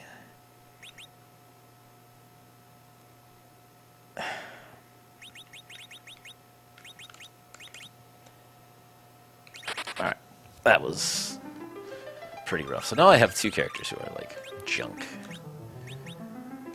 So we'll throw Cecil in the middle. Take Edge. Edge comes with really decent strength gear already, so we can just slap some long swords on him and the strength ring. He's going to be effective out of the gate. Though he is going to be a little bit weak, we can do some grinding to offset that. Throw Kane here. He's also going to be weak. So I think I'm actually going to run down and grind before I check any of the bosses. That way I don't get super duper owned. Likely I'd be able to take them with just Cecil, Rosa, and Palom, and then the other two can kind of do fuck all and be fine. But we'll see. You know what? Let's check this first spot. It's kind of out of the way and right by the entrance, and kind of a pain in the ass to backtrack to. So we'll see how we do. If it's something easy, then we'll plow through it. And if it's not, then we'll just have to come back.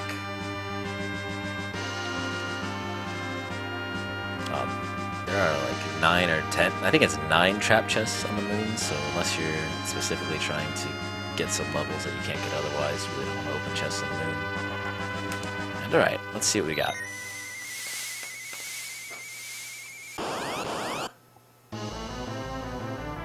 I'm fucking dead.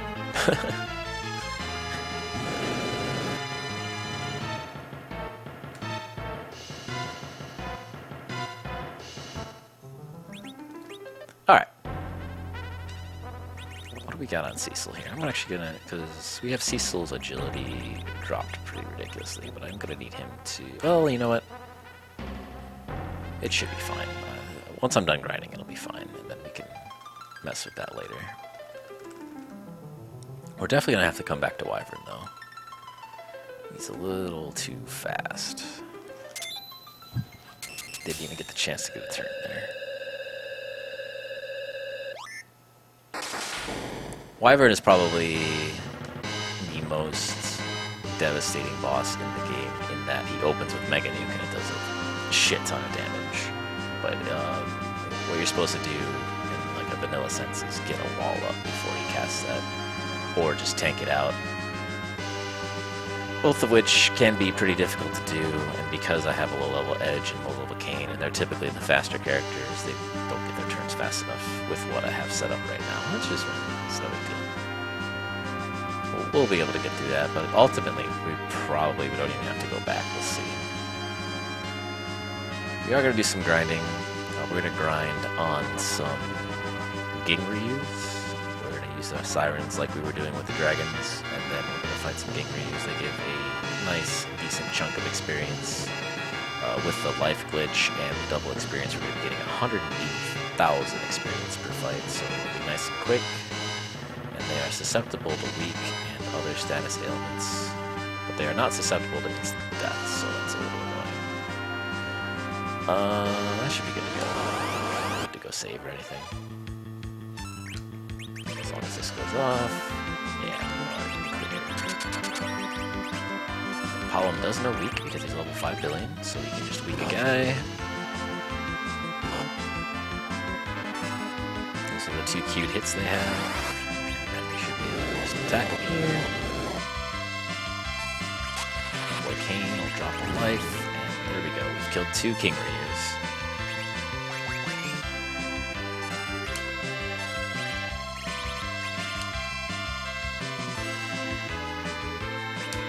There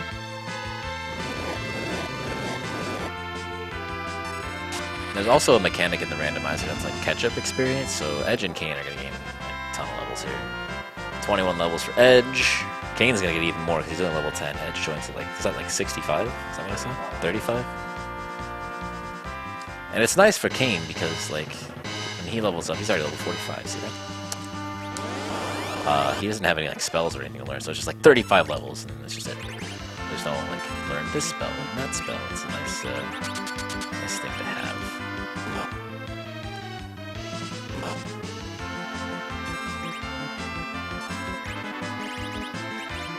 And I'm really pretty set level-wise now.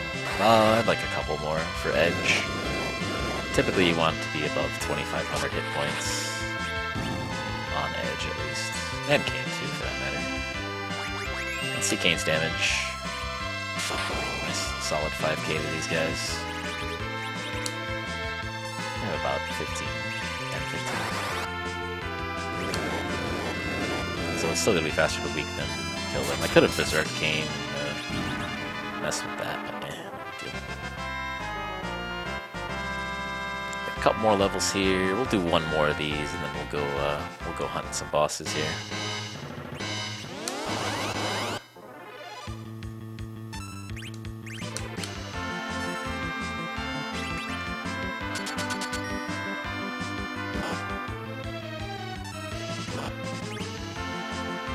Edge lived through it. Good job, buddy.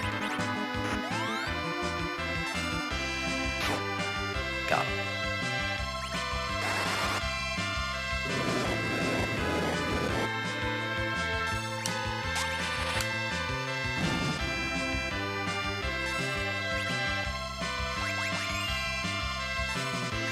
Get him. Yeah, alright.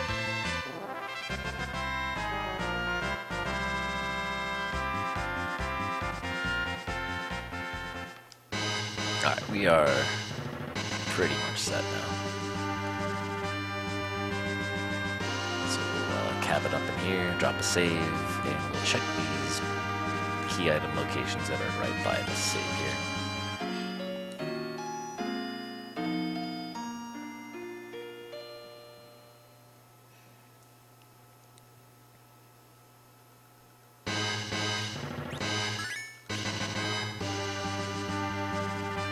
So there's two in here, so we're gonna do this one first.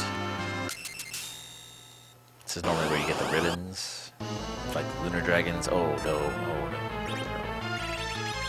Alright, this guy is a total pain in the ass when he's in a spot like this, because his wave is based on his current HP, which is a lot. This is gonna hurt, I think. I think everybody but Cecil is gonna die.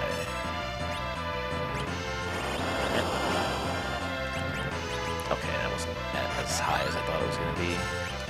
I need you to get this lit.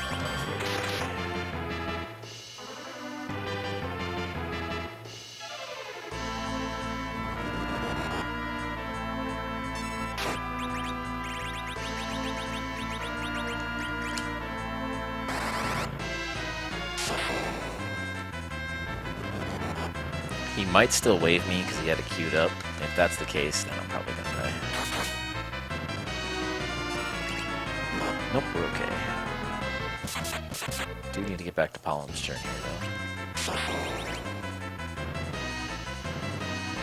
As long as you can keep lightning on him before he can get the wave off, it's usually okay. That's going to be pretty close. I might not have done it in time.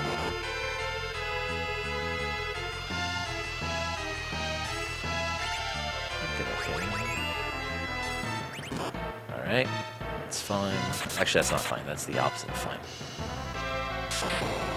Yeah, I can try and tank this. That's Cure 4.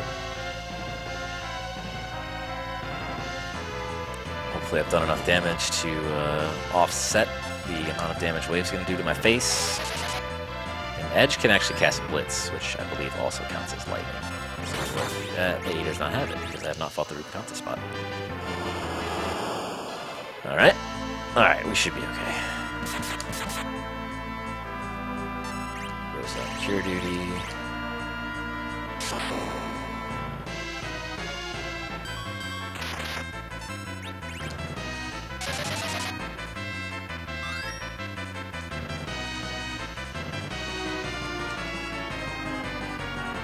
So this is an example of a boss that's normally, it's kind of a hard playthrough. It's not really that bad, but if you give them the right tools in the right place, it turns into something pretty nasty, which is one of my favorite things about this randomizer. It like brings a new aspect to the game that you really wouldn't even consider at all. You know, no, Kano's was like a nice easy boss.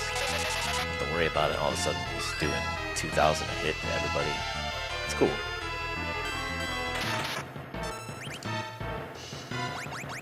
Kane should be next. I don't think I'm gonna be able to heal Pollen in time.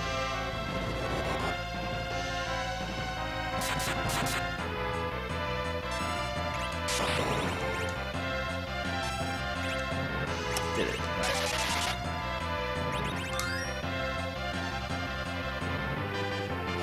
Survive. Yeah, did it.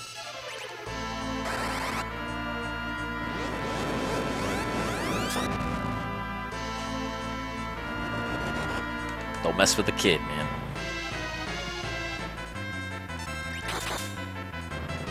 So this is also a really annoying phase for Kanazo, because if he gets enough time before in between attacks, he actually casts Remedy for a pretty significant amount. And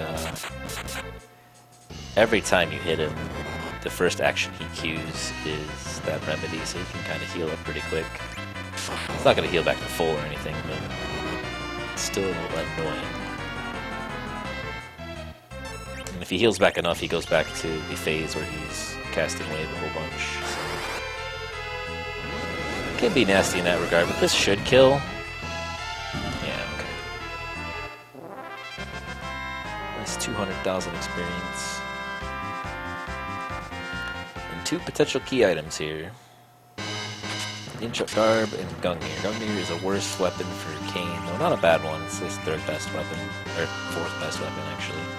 But Ninja Garb for Edge is nice. And then I can actually put this black belt on.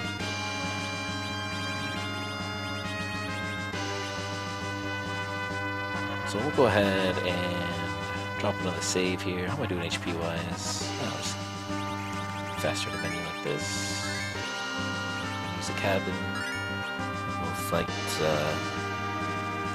spot right here.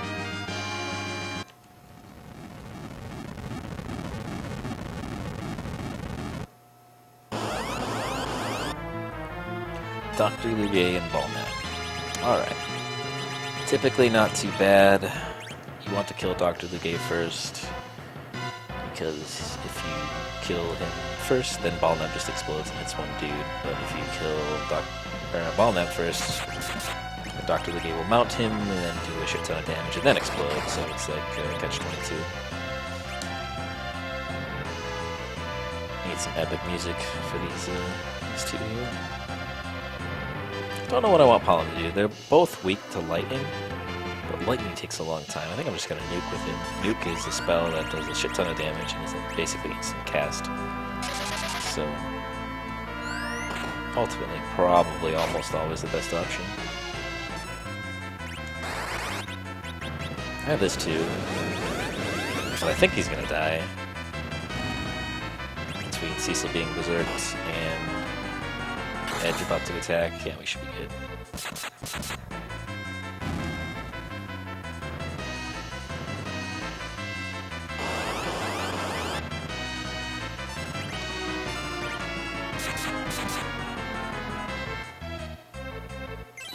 That's a bummer. Not so much we can do about that.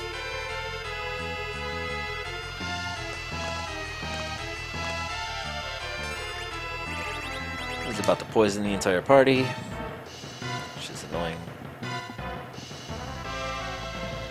Turns into robot form. Oh no.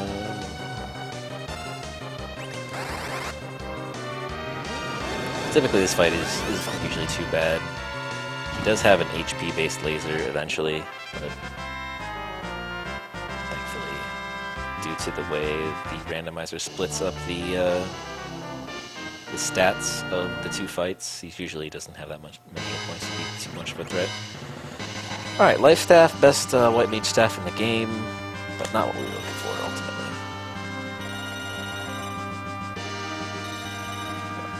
I don't actually know if Cabin seal this off. Let's see. We're learning. If not, we'll just spam heal if throws no big deal. Does. Alright. So there are 3 spots I can check left. One is down here. What do you normally fight? I think it's Ogopogo, typically. And there's the actual Wyvern location going across that invisible bridge. And then finally where we died to Wyvern originally. Oh, where am I going?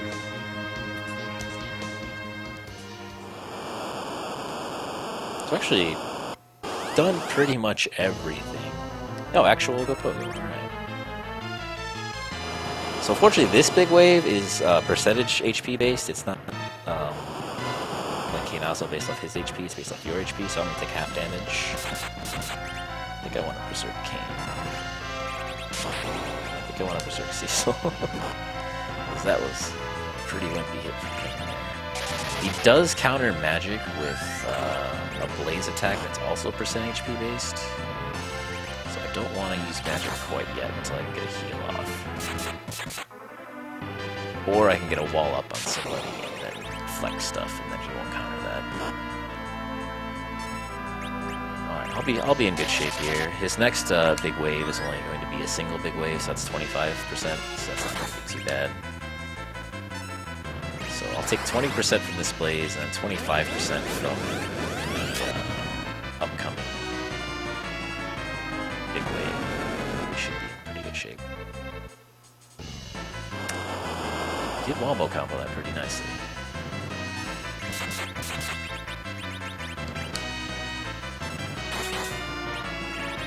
This should go off after the Cure 4. Yeah, so I'll be alright.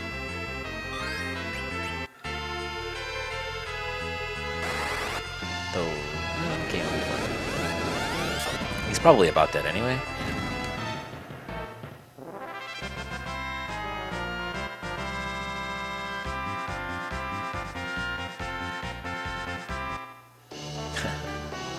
So Pinktail is an item you can cash in for the Adamant Armor. Typically only normally found from a 1 in 64 drop from Pink Puffs, which are a 1 in 64 encounter in one of the rooms I was just in.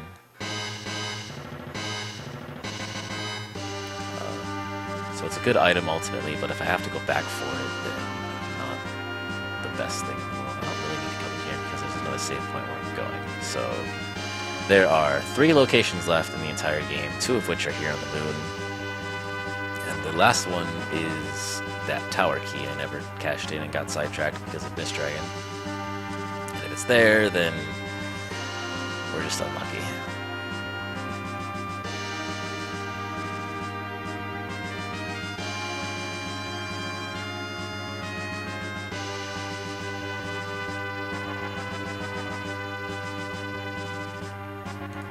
I'm trying to think what bosses haven't we seen yet. We haven't seen Antlion.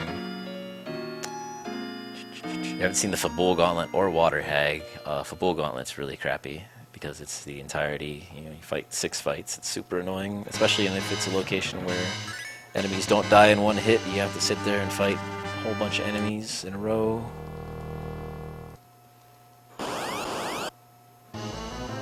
Water Hag, nice. Water Hag is a scripted battle. You fight 3 times. Anna appears, cheers Edward on.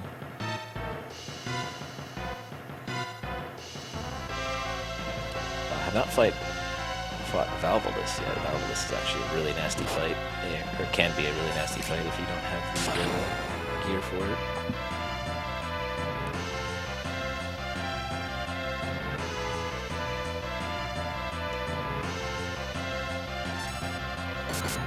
See ya.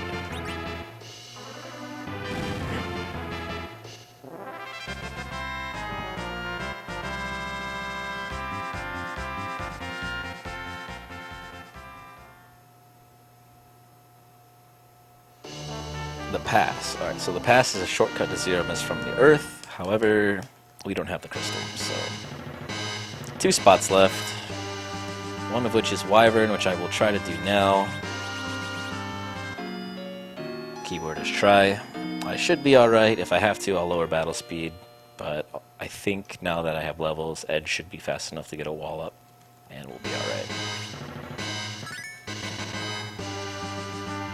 If not, then we'll have some fun. Actually, I can see some really quick here. He's got 21 agility, Edge is 49. I can throw this on him and get Edge and a multiplier, so yeah, let's do that.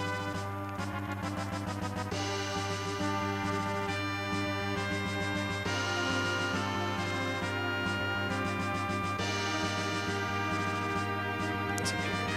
Cool. I saved there. It should be good enough. I could actually... I should have exited out and ran back in. That would be a smart thing to do. I'm committed. So I'm walking all the way back. Not that bad this way. It's so weird traversing dungeons backwards. I'm used to going down.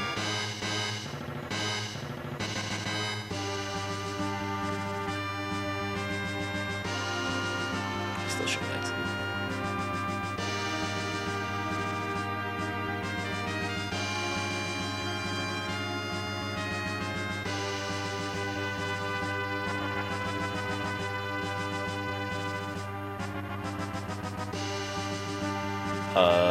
This way.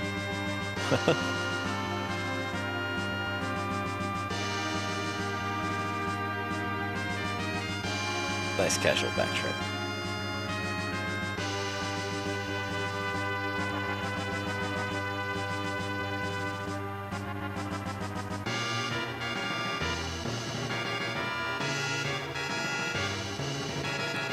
So our main player in this fight is going to be Kane because he has a Dragoon Spear and Wyvern can take extra damage. So if we get a Berserk off on him, we should be in pretty good shape. But first we gotta live through this bullshit. Which... Nope.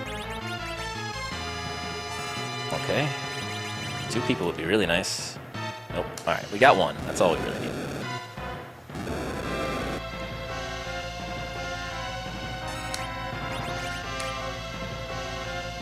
So he immediately goes into his AI, which is casting a wall on himself and reflecting nukes. He's fast. Big? No, okay. His magic spot is not so bad. It's really just more important to have people alive than it is to actually heal up. Healing up is obviously nice. You can only target 1 at a time, so it's really not that bad. It's fast.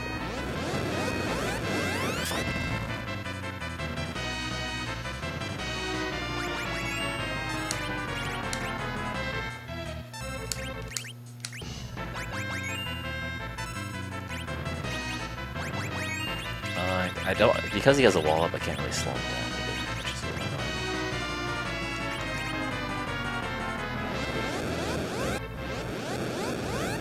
As long as I can get to Rose's turn, this won't be so bad. Cure 4.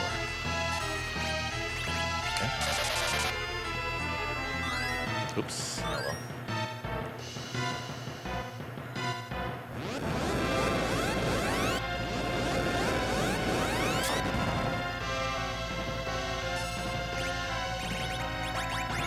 Edge has a wall, so use that.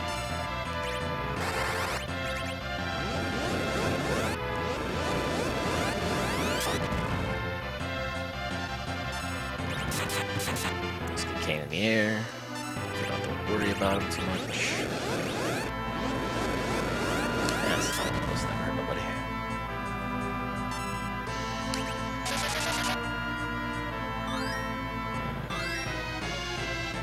Nice and healthy. We should be in pretty good shape.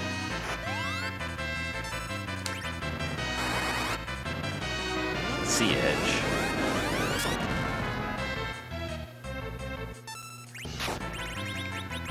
Alright.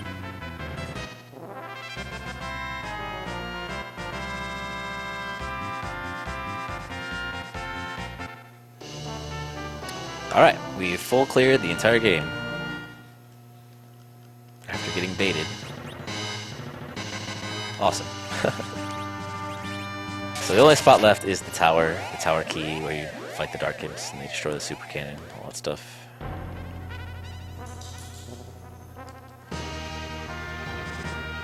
Nice casual 100% clear.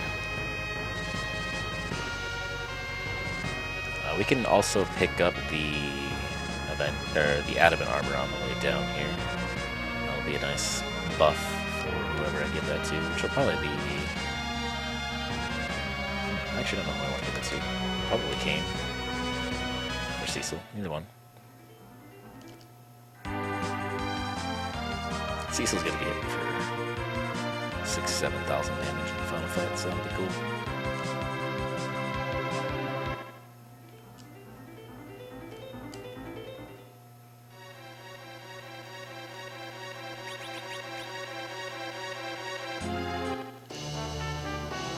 Alright, got our adamant armor.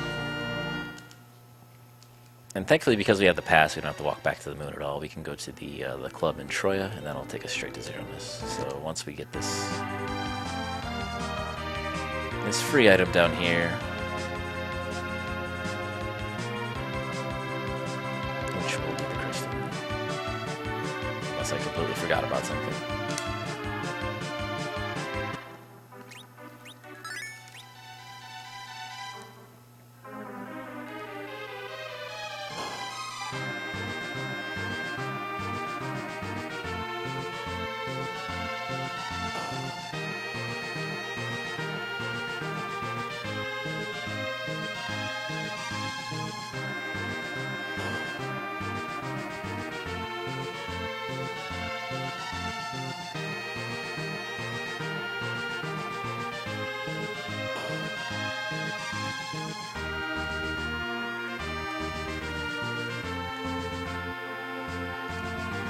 This fight will be a complete pushover.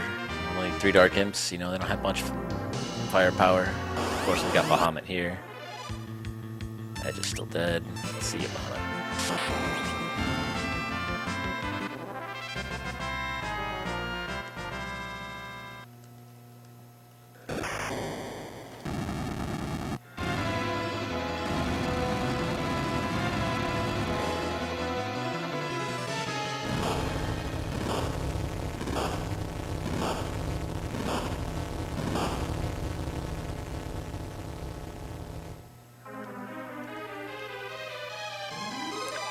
So at this point, for the final boss, because I had to I ended up clearing out the entirety of the moon. I'm pretty over level from where I would typically be when trying to fight Zeromus. So this should go pretty quickly.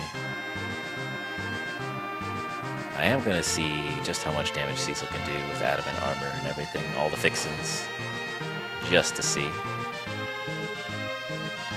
Don't have a crystal sword though, so it's not going to be as great as I think it's going to be. It'll still be decent. Actually, I think I will give the adamant armor to Cain then. If it were the crystal sword, then he would do even more damage. Should be pretty quick. It's going to be a berserk and forget kind of fight. Though I don't have Bacchus Wines, which are a self-berserk. So it's going to be a little annoying to have Rosa be the one casting that over and over again. But I do have an Avenger. There it is. So at least I won't have to cast it on Cain. Alright, where am I going? Over here at Troya. Do our final menu here.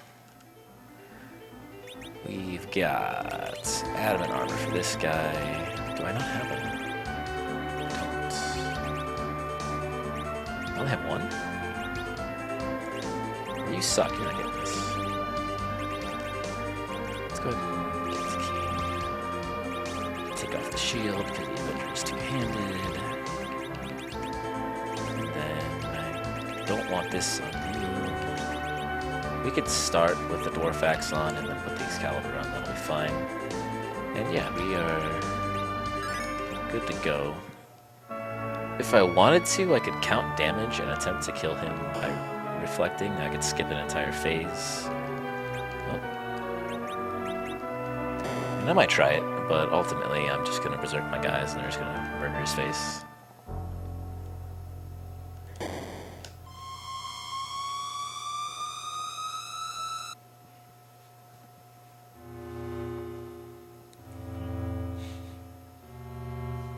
Yeah, nice little convenient pass here. Though you can't get to the boon from here. You can only get to this room. You can't like go back. What is that room normally for? I think that room is like the. It's not like Cafe Howdy. It's like some like little club thing. Oh, okay. It might actually be the dev room, but it's not the passway like that normally. Yeah, could be really handy. Oftentimes, you never even have to touch the moon. You can just go here. And obviously, one of the main appeals that people like about Free Enterprise Randomizer is that a lot of work has been put into randomize what the final boss actually is, sprite-wise. So I have no idea what this is going to be. I originally had a plan to like come up with a special one for DeuceCon, but I never did it. So it's all up to fate.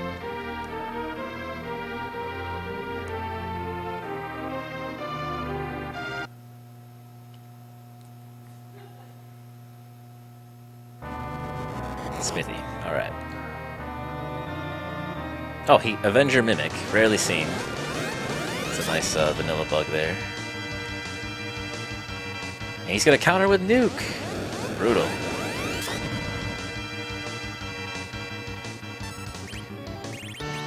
I don't want to silk.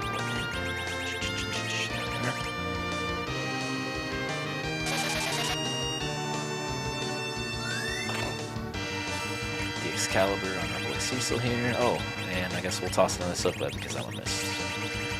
This game has kind of whack targeting when he transforms for some reason. And your first actions against him usually don't hit anything. But we should be in good shape here. We'll go ahead and berserk Cecil. And if Edge is doing 3k, we're in real good shape. But Kane is not doing anything. I think Kane might be bugged out, and that's kind of annoying. We'll go ahead and pop a wall on Column here. There he goes.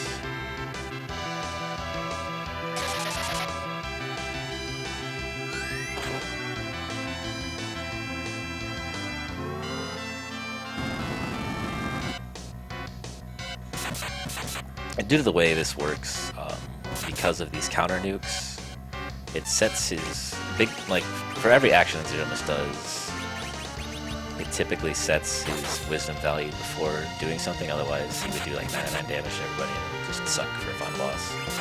But because of these counter nukes, he's actually setting his wisdom to a lower value before this Big Bang. So this Big Bang's going to do a piddly amount of damage, at least it should. Sometimes it kind of goes janky, it doesn't happen yet.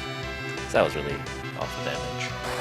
And so whenever he does a Big Bang in his first phase, you can kind of just hit him with something and counter nukes right before he Big Bangs. You can just make Big Bang inconsequential kind of thing.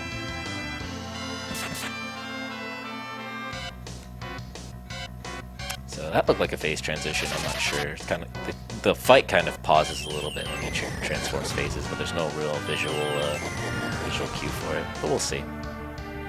If I get really lucky, I'll just skip it. Yeah, that would have been right there. So we're in phase 2 for sure now. And if we see another Big Bang, I think I'll be pretty surprised. But we'll cure 4 just in case. We're doing a shit ton of damage here.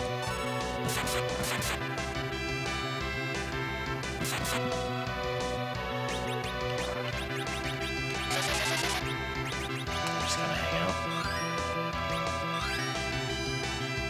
Palm, he might live. We'll see.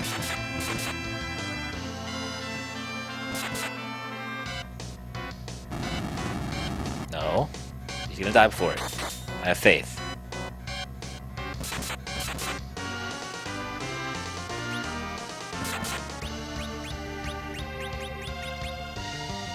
Medium. So that means he has less than 10k health left, so Cecil's next swing should kill.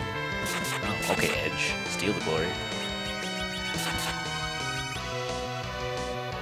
True to form. There we go, 203. That's actually, quote-unquote, above estimate. But we saw literally everything, so I don't feel too bad about that. Every single location in a K2C.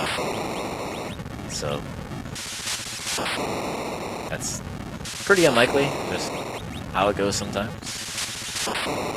And yeah, that's Final Fantasy IV Free Enterprise. And one of the best parts of the entire randomizer is actually the ending sequence, where it shows you where everything was. So, like, say you play the game, you got the crystal right away, you got a pass, you did a grind, and you beat the game with like 6 items. You can see where everything was. It also gives a nice little stat breakdown. And so that's one of my favorite things about the game. So we'll let that play out for a little bit, and then we'll move on to Zelda 2 Randomizer.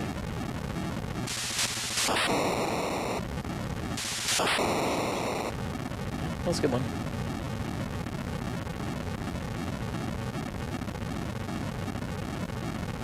Pretty standard zero miss fight. Pretty standard final party. No, it's you can just pause it and then when I start the next one, just pick it back up.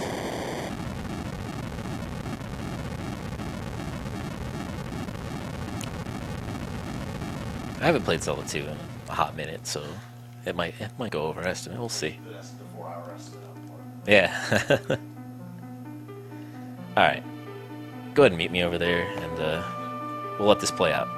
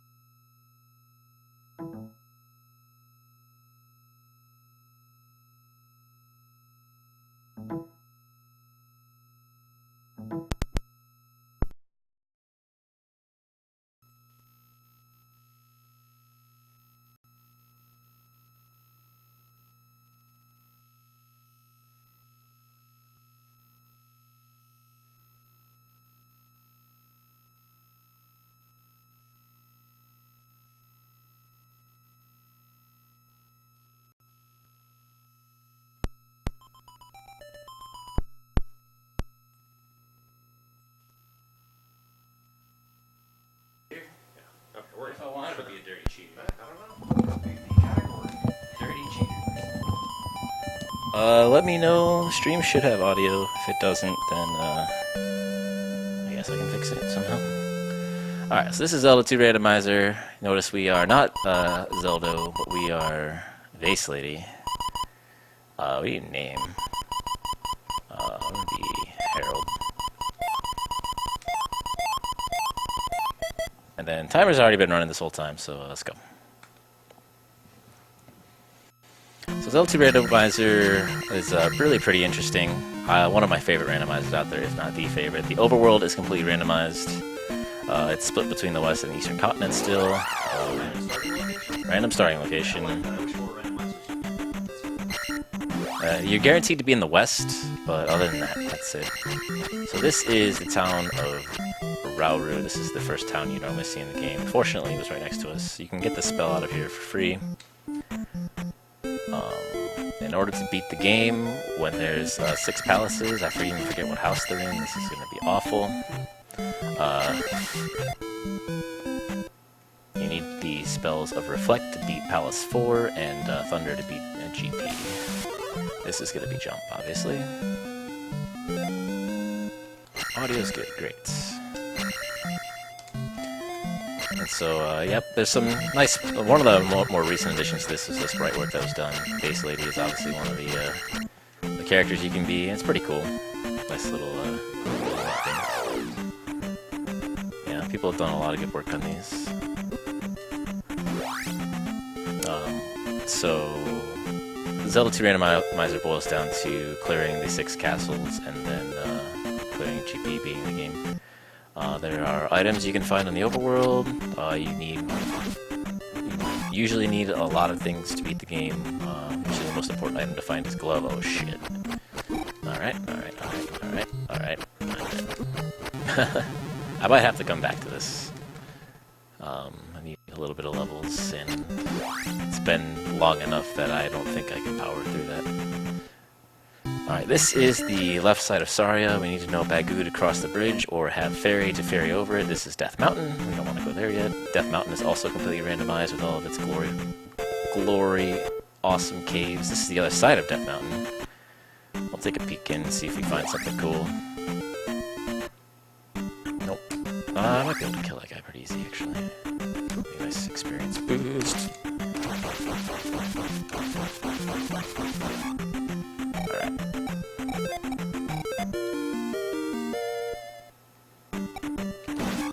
Alright, we don't need to be in Death Mountain yet. Death Mountain has 2 items, one of which is under that boulder, which requires the hammer, and then the other is just in a cave somewhere, and it usually is a total pain in the ass to find. So this is Trophy Cave. This is going to yield some sort of item. There are 8 locations per continent in the overworld that items can be on. And then each palace can also contain an item. So this is a heart container. Take it.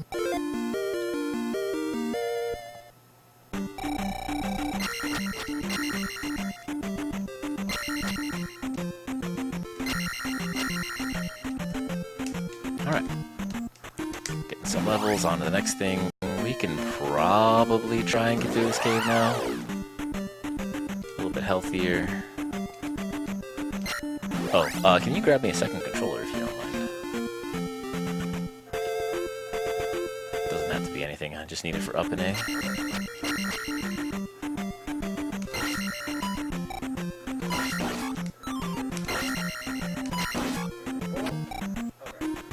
Alright, I'm just gonna try and plow through these guys. Zelda 2, one of the things, if you take damage, you have a little bit of iframes, and then if you take damage from something weak, you can just kind of take a weak hit and go past everything. There we go. I'll take life 3, that's fine.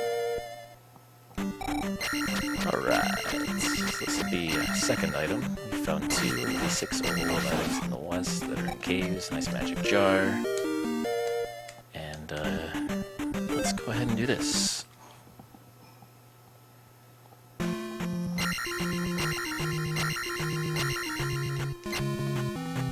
Alright, keep looking around.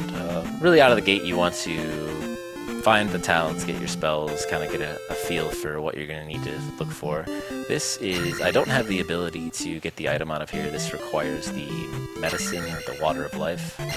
That's going to be somewhere. We don't know where that's going to be, actually. But we do have the ability to get a down stab or down base, if you will, because we have jump, so we'll go ahead and grab that. That's a nice, nice easy cop-out for someone like me who hasn't played this randomizer in like a year. Down stab is very, very, very nice to have. There you go, your nice vase lady down stab. Bounce off some enemies here. Oh, it's her hat. I think she's carrying a vase, or so they claim. So she just whacks people with it. So we're gonna check out what this palace is. One of the unique features of Randomizer you can enable or disable is if you up an A in a palace, you start at the beginning of the palace. This is a great palace. And so if you you're technically like game overing there, but you start with all your lives back and full health. So that's a nice quick way to restore your health but you do lose all your experience. So, but it's a nice, I guess, way to checkpoint yourself. Alright, we got another cave here. Let's see what's here. I've been in here. Alright, so we kind of looped around. So we've got both sides of Death Mountain. We need to go east and see what's over here. So there are a total of 5 towns on the left side, 2 sides of which are the 2 sides of Saria. You go across the water, across that bridge. And then we've got Rauru, we've got Rudo, which I was just in, and then Nido, which requires the trophy to get the spell item there. So we're looking for the east side of Saria. This is Jump Cave, which is just a typical pass-through that requires jump, which we do have, but I'd like to look over here a little bit more. This is the starting cave where we pass through to the first palace.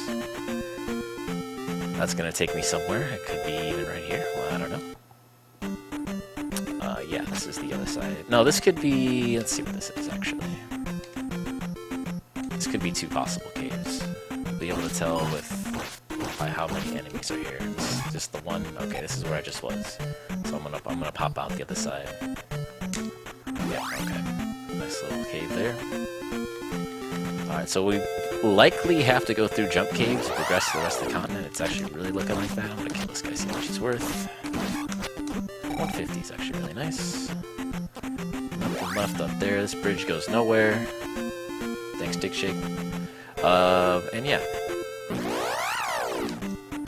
So, if we want to progress to the rest of the continent, we've determined that we have to go through here. Because everything else was blocked off either by boots or... actually, yeah, by boots or being able to get through Saria. Which, as far as we can tell, isn't possible at this point. So this cave kind of sucks, actually. It's 4 screens, pretty long in the grand scheme of things. Bunch of enemies. This guy is really annoying to fight in close quarters like this. So we'll kind of bait him back. Mr. Red Dyra gonna kick my ass. Nope. Okay. Nope. Do it. Okay. Fuck. There we go.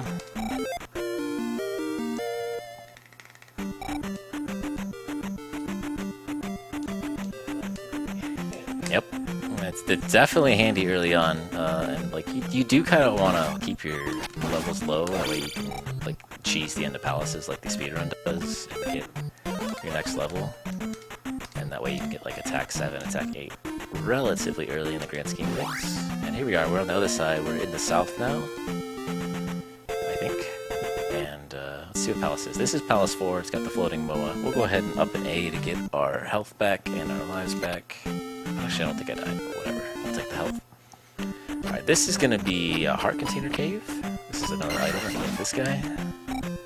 And I know it because there was a monster immediately on the screen, as opposed to the pass-through cave, which is empty.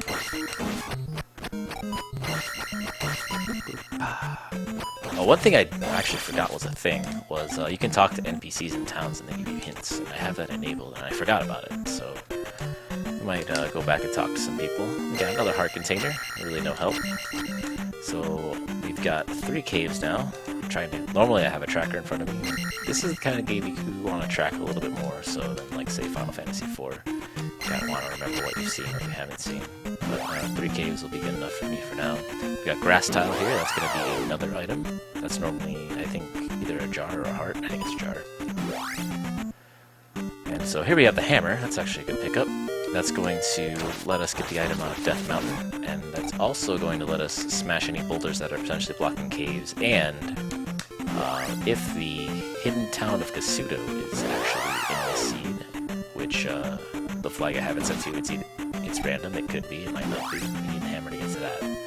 So that'll be a non-factor, and then blocked off over there. Still looking for 2 towns.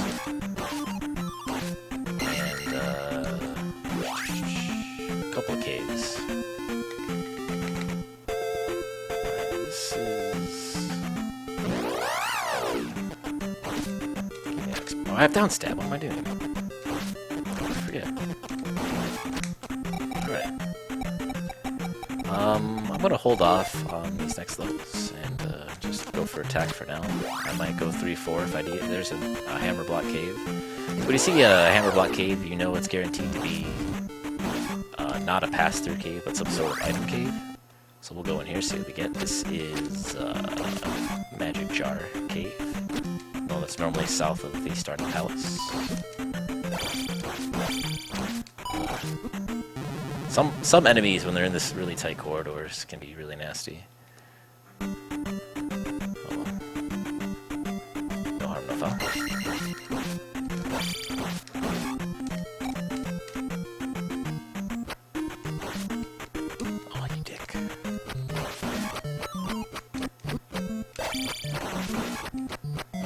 Kids. So the kids needed for the spell that's in Darunia on the east.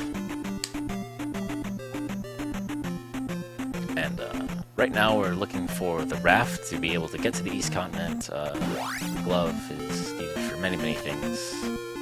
Mostly breaking blocks and palaces. Alright, so this is... Buddha? I'll go ahead and take this heal, and then the way the hints work in this game is any stationary NPC has a chance of giving you a nice hint, like this guy. He knows nothing. And like it's you have a chance, it could be, it could not be. Typically you want to come into a town that you have the item for, that way as you're walking through you can talk to people and be like, oh. In a maze lies the flute, so I know the flute is on Maze Island. That's actually helpful, because I might need the flute to unlock the hidden palace, but we will see. We have not been east yet, so that's good. And then this is another hammer, or this is the one I was just at. Yeah, I'm pretty sure it is. And I walked east, right? I'm not. Yeah, okay. I'm dumb. Don't mind me. Here we have our final Eastern Palace. This is going to be Palace 3 or 6. Don't know which one without going in. 3 or 6 is very typically glove blocked. We can take a peek. If it's Palace 3, you have a much higher potential. This is 6 because of that room is not 3. So you don't want to do 6 yet. We'll just get out of here. And down here we have our raft tile, so that will, once I do get the raft, that's how I will get to the east. And here we have the east side of Saria, so that's all of our towns over here. And we could pick up a spell out of here as well. I should have talked to that guy when I walked past him, but I forgot.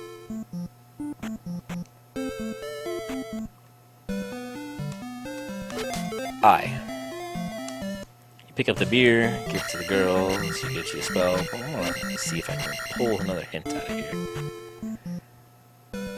What's up, slime? Z, Z, Z, Z, Z. He knows nothing. Screw it. Okay.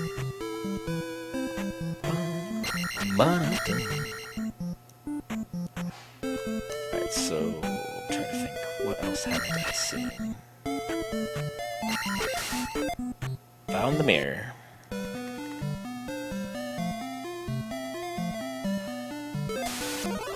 Remember the magic word. This is going to be the spell. That is typically only ever used to raise the tower that's in the hidden town of Kasuto, and it also turns certain enemies into bots, which is nice. If you're in a pickle, you can use that. But not what we really wanted to see now, so I'm going to have to do a little bit of looking around for this. Either the raft or the glove. Or something. Typically the way the logic in this game works is you need some way of getting through doors in a palace before you're supposed to enter a palace. And right now, I don't have a way to do that. That's typically either the master key, or the magic key, or whatever you want to call it, or the fairy spell, because the fairy spell will take you through doors. You are guaranteed to find one of those two before you have to logically enter a palace. So we'll see what we find. Here's the boots. The boots will let us walk on water tiles that are not at the edge of the map. And so that's going to be really nice. If you remember, there was that little river on the west side of the continent by the start where you can just walk down and not have to take that cave anymore. So that'll be a really convenient thing. And this is probably going to be Fairy Cave, I think. Which is when you drop down the grave and you exit the cave. This is going to be the other side of that. So I don't think this is going to be anything. Yes, that's what that is. We've seen both sides of Jump Cave, so I think we're done with caves over here. So that means we probably have to go to Death Mountain. Look at all this swamp, dude. Gross. So yeah, it looks like this river actually runs conveniently along the outside of the entire map. So that's actually really, really nice with the boots. We can kind of go wherever we want and not have to worry about it. So, is this Death Mountain or was it the one that's further up? It's this one. Alright. So Death Mountain, you just kind of logically guess where you've been. You kind of like, it's kind of like card counting in terms of rooms. Some people actually have a tracker that tracks what rooms they've seen, what rooms they haven't been through, that kind of thing. But I typically try to handle like sort of like counting cards. Like this is a raised platform room. Okay, so I've seen that, and then now, okay, I've seen a right entrance staircase, and now I've seen a lava room, and I've seen. No, this is the items. Okay, that's good. Item room will always have these pillars. And navigating through Death Mountain is not nearly as bad when you have the candle. I set the flag, so I started with candle because I don't want to deal with that. But it can be a real pain in the ass to learn how to play this game, fighting enemies in the dark. But it's not the worst thing in the world. And I guess for the a marathon's sake, being able to see what's going on is probably better than not. So I do want to up an A once I am done out of here, so I don't want to walk out. So I'm also like 100 experience away, so I'm gonna fight all these guys. And I'll probably die. Nope. Alright, cool. Now I don't have to worry about losing my experience. I got attack 4. Good.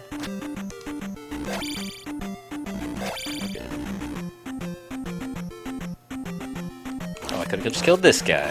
He's gonna kill me anyway. Nope, see ya.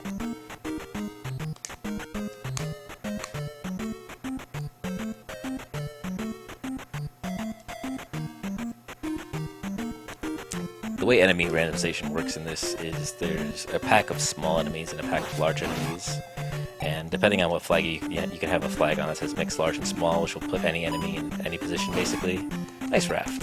That'll get me to the east, but I still want to check the item under the boulder over here, because it should be relatively easy to get to. Anyways, I was saying, there's 2 packs of enemies, large and small. Small ones are like your bots, your little spiky dudes, that kind of thing, and then larger enemies, your Dairas, your Fire Knuckles, so on and so forth. And with pixel large and small on, it can make the game really challenging in terms of like what encounters you get. You can get like the most asinine encounters where you have like 6 things on your ass immediately. And it can be really annoying sometimes, but ultimately the improved difficulty makes it a more interesting play. And I've seen the boulder. I know it's in some sort of desert area. The problem is I don't know where this is in comparison to the rest of Death Mountain, so I'm just kind of like looking around, seeing maybe I'm already in the area where the boulder is, or if I have to go through some of these caves. It's looking like I'm going to have to. So we'll take a guess. We'll just randomly go through this one.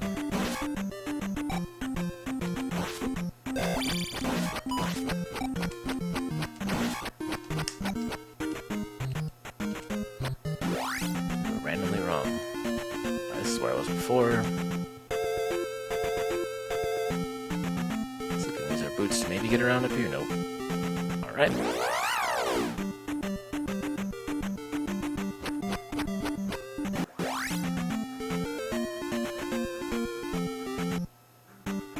Yeah, we'll go through here. You dick.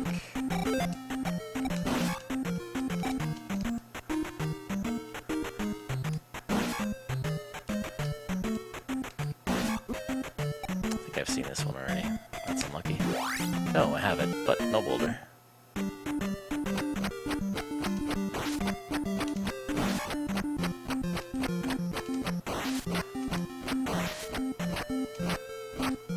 Aww. I have seen this one though. Okay, we'll try another one. Sure.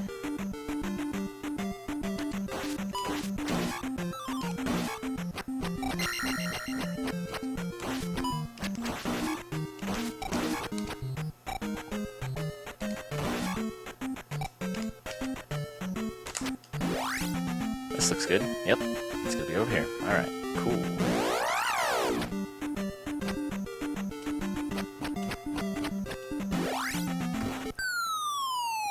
And we spent all this time for the glove. Alright, perfect. Glove is normally the biggest blocker in the entire run, so super awesome to have that now. And we're gonna go to the east.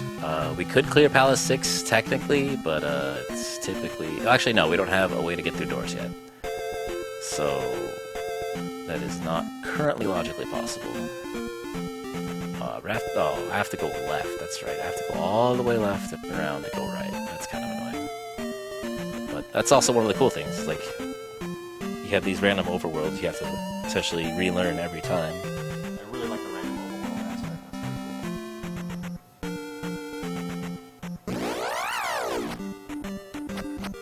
And there's been some where like it's like segmented off into like 3 separate parts based on like connector caves, and that happens more so in the east because there's a lot more connector caves over there than it does over in the west. And you can get some really interesting things. Like you have to take this cave to get this cave to get this cave, and then you need the boots to finally get to the town. You need to get the final spell, that kind of thing. And it really creates some interesting situations. Like this is pretty cool too. Like just having a nice way to get encounter free across the continent is pretty rare, actually. It still kind of sucks that it's that long of a walk.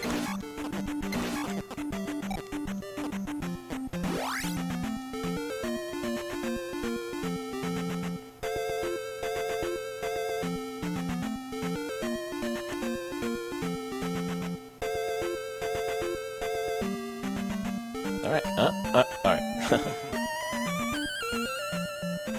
Alright, 4 more towns over here, a couple of item caves, there's a water tile that's going to have an item as well, and the encounters are infinitely harder. Let's go. The boots are really nice, you can do a lot of overworld traversal if there's a river like this without having to worry about encounters.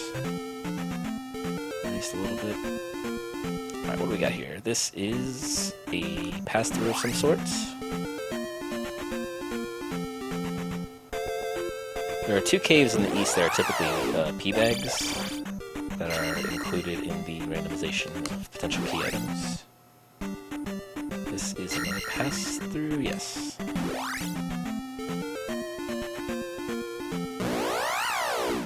And also the desert tile could potentially be. Ow! That was a lot of health. There's the water tile.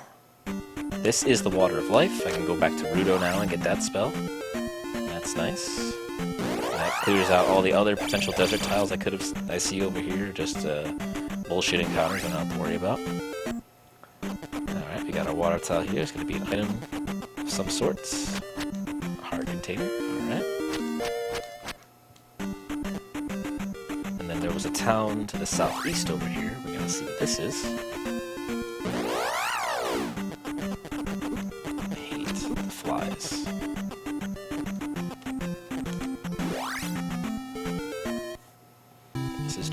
We did get the kid, so we can get everything we want to out of here.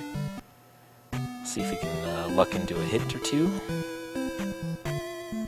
Let's see if I can do it. Ah. Oh, come on. My pride hurts. No. There we go.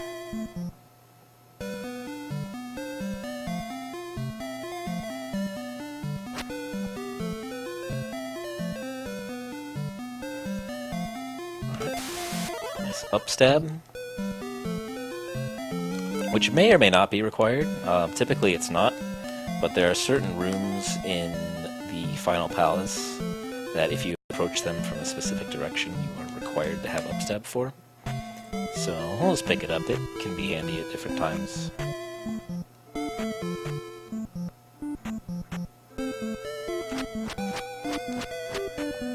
And here we go. We'll get our spell here. Hopefully something nice.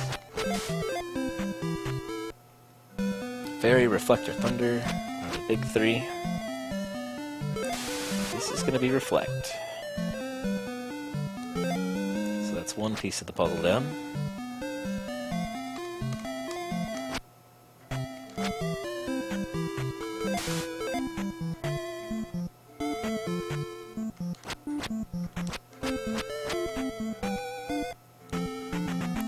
I don't think I hit that cave yet, so we'll see what that is.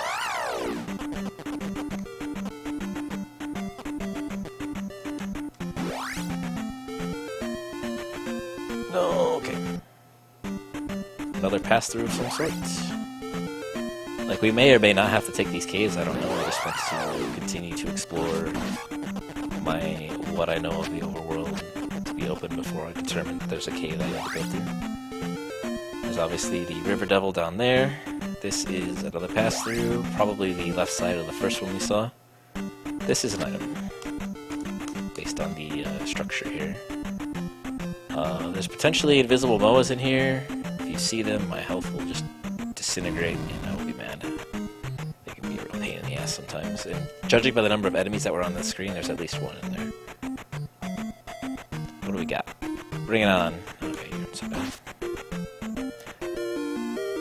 Jar doesn't hurt anything. The town of Kasuto has an item blocked behind in the vanilla game. You have to have 7 jars before she'll give you the final 8th jar. I think it's the final 8th jar. But in the randomizer, it's anywhere from 1 jar to, 5 to 7 jars. You find 1 to 3 jars. And finding an extra jar means we have a 66%. You fucking moron. We have a 66% chance of getting the item out of there, should we find the town. And I haven't seen it yet. This guy is blocking us, but from that hint we know the flute is on Maze Island. So let's keep going east, because Maze Island is guaranteed to be off the east side of the continent in some way, shape, or form. I don't want to mess with that blueless Alphos. And here's where we were before. We kind of did a little loop down here. There's a palace. Let's see what that is. Let's see the town first, actually. No, thank you. I do need to go in here. I'm probably gonna die. It's fine. Oh, we probably die on the way out. That's really not a problem. Alright. Okay, we've got fire. Fire is typically pretty bogus. It just, you shoot fire out of your sword. It does a little bit of extra damage. And there's enemies in the game that are only killable with that spell. And in the randomizer, that's actually randomized, so there are some enemies that aren't typically going to be immune to sword damage, or base damage in this case, that are going to be immune. But, one of the flags in the randomizer is to randomize... Yeah, I'm going here. Randomize what... It ties fire to another spell, so fire could be thunder, fire could be shield, fire could be life. Let's actually see what we get. It's fairy. Fairy is actually good because that gets me through doors, and I can actually clear this dungeon with that. It'll be a little unwieldy because it costs so much, but we'll make it work. This is Palace 2. Palace 2, the only thing that really gets you stuck in here is there's one room that could potentially be glove blocked. But we have the gloves, so not a problem. I hate this fucking guy. Alright, already blocked. In Palace 2, the item room is always going right to left, because the entrance is on the right and the item's on the left. The same goes for Palaces 1 and 5, and the other 3, 4, and 6, it's the other way around. So if you want items out of anywhere, you have to go left. I actually don't really need all that much at this point. I've got the glove, I've got reflect, I've got... Technically don't have fairy, but... got fairy. And so all I really need at this point is thunder, so I don't really need this item. I probably shouldn't be looking for it. The enemies that drip from these things are randomized, or can be, and they also give whatever. They have the HP of the bots that normally drip out of there, but they also give whatever experience. Fortunately, in this case, it's only 30, so that's actually a really good spot to farm if you can find some drippers. If you have enemies that are giving 200 a pop or something. That's really, really good. We are blocked here, actually. This is gonna suck. You know what? I am just gonna get out of here. I don't really need the item out of here yet. I'm just gonna clear this palace and go on my merry way.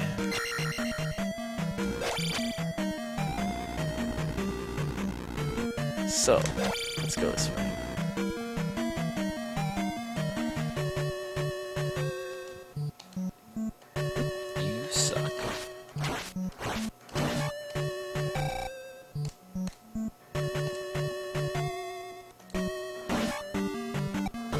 Did get a key in that one room, we'll just use it right here, no big deal. Saves me a fire cast. That guy gave me less experience in the bag than he would have otherwise, so that's kinda sucks.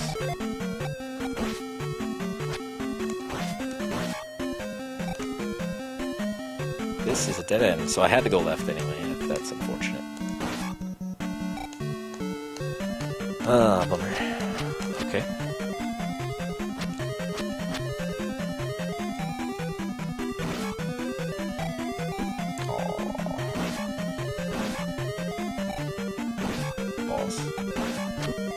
Well, let's pretend that didn't happen.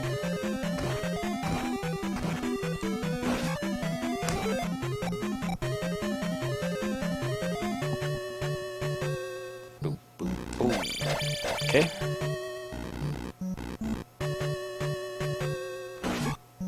All those rooms I just exited out of, you're gonna see again. Just a little unlucky there. Typically there's some sort of branching direction the other way, but the palace layouts, I actually didn't mention this, palace layouts are obviously 100% randomized. So you don't really know what you're getting as you enter a palace, it's never the same. You only know really what rooms are a part of the original palace. And you have the same number of rooms in the randomized palace. Okay, as long as you stay over there, I don't care. You got him.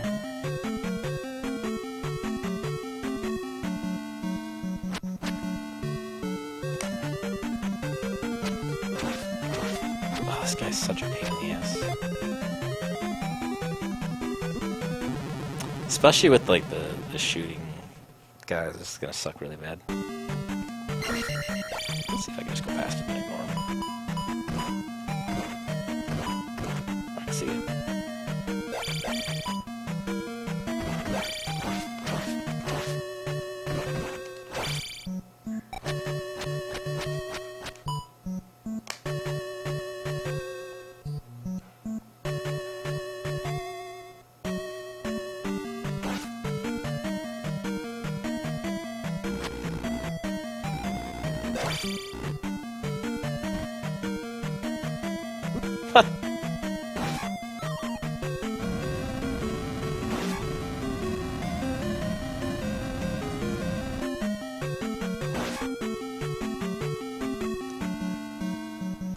I mean, at this point, Palace 2 is usually pretty short, so I might as well grab the item, which is probably going to be up and left at this point. Oh, could be here. Oh, thank you. Oh, please go right. Okay, bye. Nope, not here.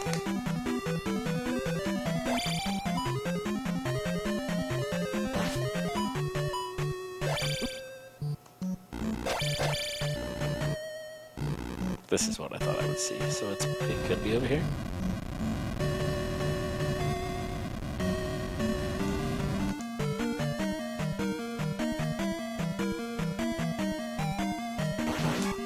This could be the trophy, which could be blocking thunder, so this could 100% be required. It is a P-bag, because this game's an asshole. So there are, like, a couple of whammy spots, basically, where it's just nothing. As you shuffle in P-bag caves into the potential item locations, the P-bags themselves get shuffled into potential key item spots like palaces, so you get some zingers like that every once in a while. This is the boss. We got a Germa Fencer, I believe his official name is. I don't really know what people call him otherwise.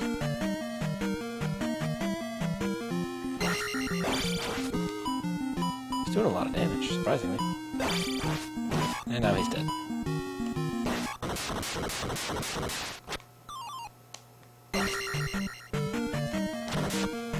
Alright, and so this is going to be one palace down, palace 2 complete.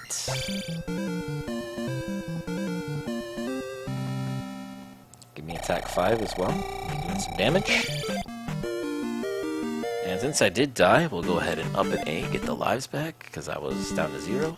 And we'll progress on our merry way here. I think I'm stuck, yeah, alright, so I can't go down here, so all of those caves that I've seen, I have to pick one and go through it. And I'm going to pick the closest one, because I'm lazy.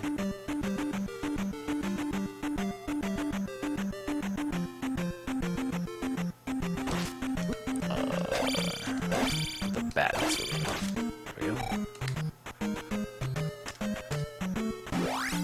Okay, this is all new. Okay, so that formation is the Hidden Palace location, so that means I do need the flute. And thankfully, I know that the flute is on Maze Island thanks to the hint, so I don't have to go too crazy looking for that. Want something cool? You know nothing. Cool story, bro.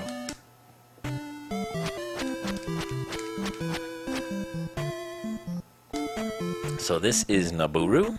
This is the town where this girl is thirsty. So you go to the fountain, you scoop up some water in your vase, and you give it to her. And that's how you get the spell.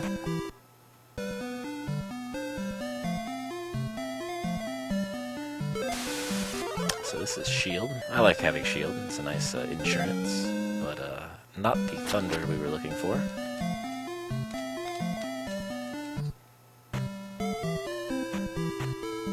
Alright, so palace-wise, we have 4, 6, and the Great Palace on the west. We've seen 2 over here. There's going to be one more out in the open somewhere. And there's going to be a palace on Maze Island.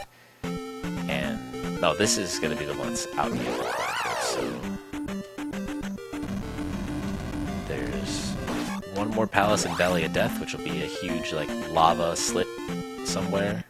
And I have to check these forest tiles, because I don't know if town of Kasuno is hidden behind one of them or not, and I'll be able to tell by either hammering it before I go into it, which is probably the smart thing to do, or, excuse me, I just had to sneeze there, but I didn't. Or by checking them by going into them. But obviously, hammering them is what you want to do, because it's faster. Alright, so I'll have to come back here with the flute, no big deal.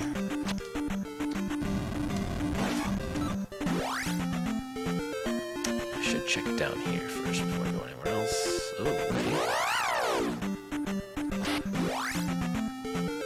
Alright, that's the edge. Okay, nothing down here.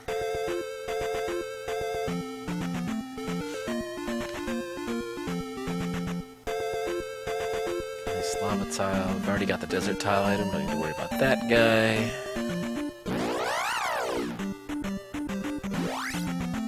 I might have missed something going along here, but I doubt it. Oh, there's forest tile. Okay, this could definitely be the town.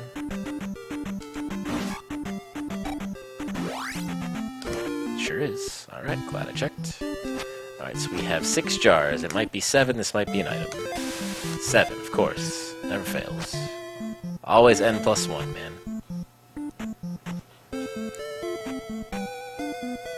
And actually, spell cost 91, we have 72. So we'll probably have to go get a magic level, which won't take too long.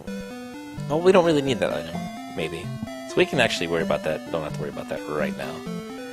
Especially if this is Thunder. If this is Thunder, we are ready to go. That's Fairy. Fairy is also nice, because it's probably going to cost less than Fire at this point. So, in theory, you would have had to have found this first before entering any palace. That would be your quote-unquote in-logic way of being able to enter palaces.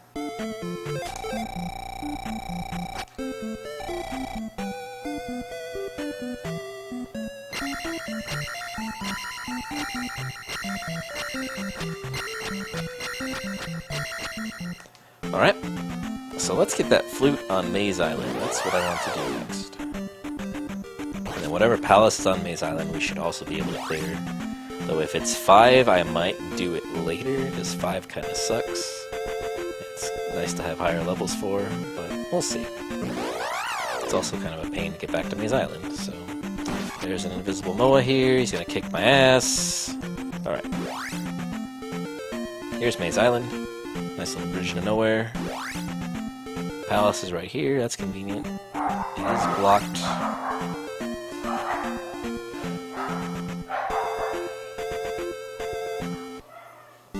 Alright, this is Palace 1. Very, very easy, simple palace. We'll just plow through it real quick before we find the Maze Island items. I should pull the item out of here. You know, let's take a look. Because there's still the potential that the Thunder is behind Trophy. That's the only other item I would need at this point. No. It'd be faster for me to do this.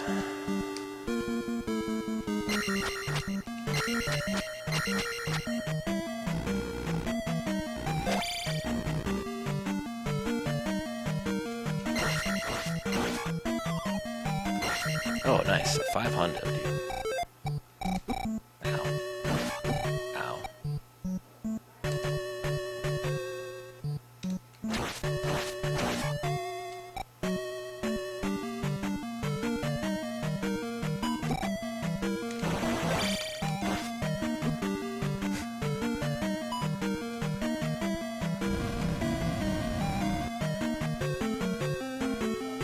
No.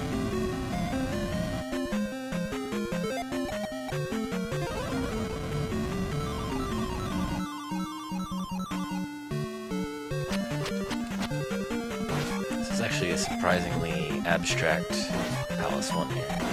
Palace 1 is the shortest of all the palaces, the least amount of rooms. So the fact that I've seen this much of it is pretty impressive. I have to ferry anyway, so let's do that. Let's get around these friggin' idiots. Uh-oh, uh-oh. Alright. Oh my god. Friends, dude.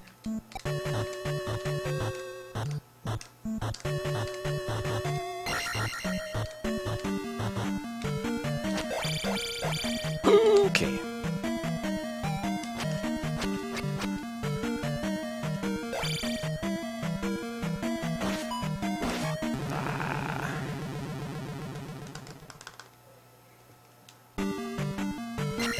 Oh well. This is probably gonna be nothing, but we'll see. If it is the trophy, then I know.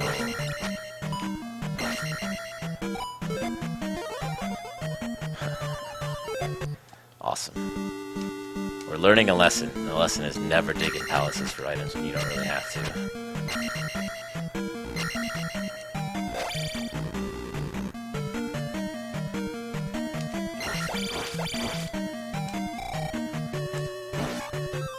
Oh, okay. You say so.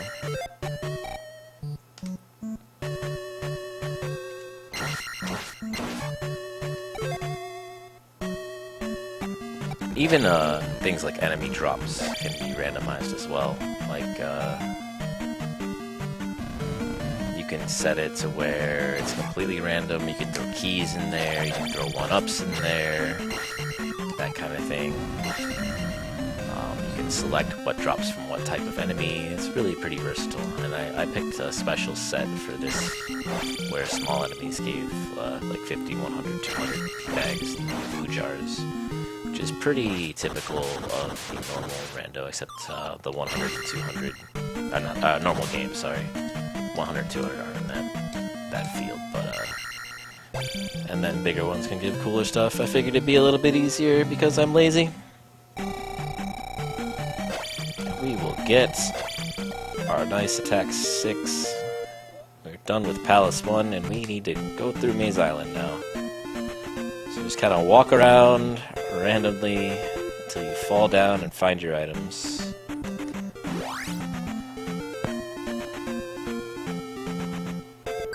There's one.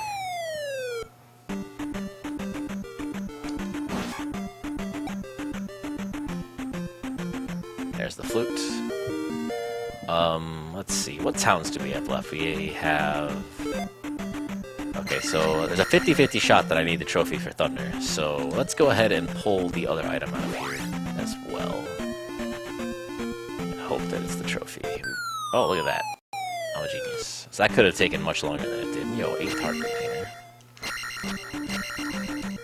Alright, so next I think what I'm going to do is get Magic 3. Hopefully that's enough to cast a spell, and then pull the item out of Nukasudo. So put some shit here. And then we'll go clear whatever palace is hidden over here.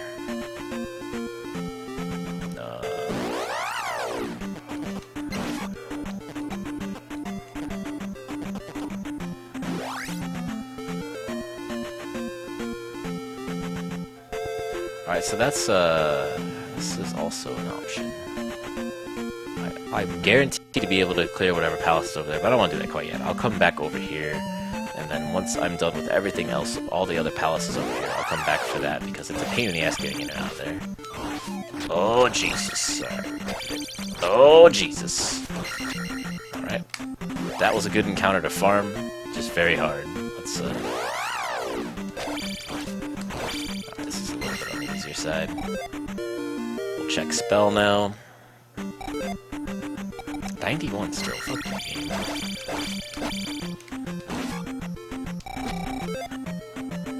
Screwed, yeah, sure. Alright, if blue is awful, so give him 500, I'll go come farm this encounter.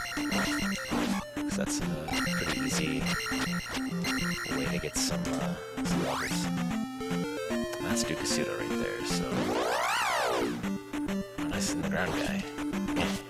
Yeah, got him. Yo, free guy.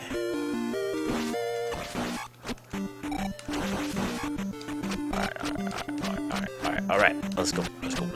Give me another enemy. Oh, yeah.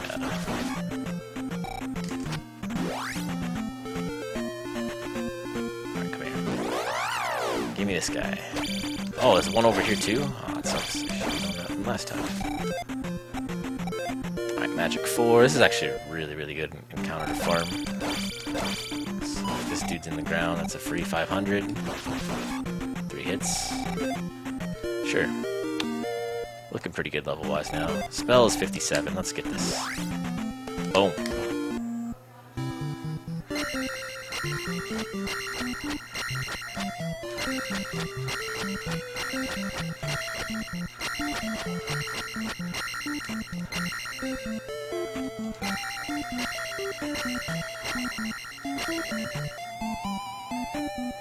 So again, I might not need this. I don't know.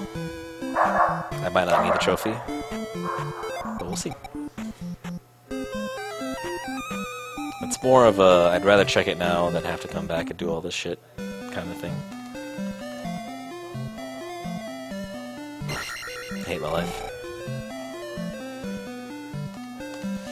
Okay, so we'll go clear the palace that's hidden, then we'll go clear the palace that's in the Valley of Death. And then we'll make our way back west. We'll check... Is it Mido? Yeah, we'll check... No. Yeah, Mido. Mido? Rudo, Mido. Whichever one is that town, we'll check it. And if that's Thunder, then we can just go on our merry way, beat the game. Don't have to worry about it. But if it's not, then we have to keep looking for shit. Alright, let's see. It was up here.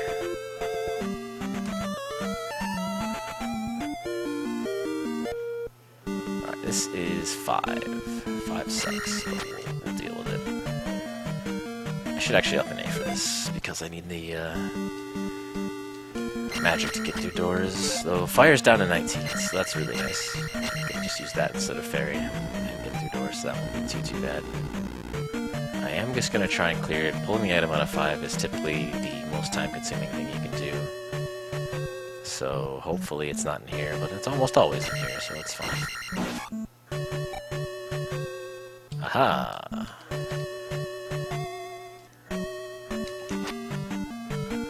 Alright. Do-do-do.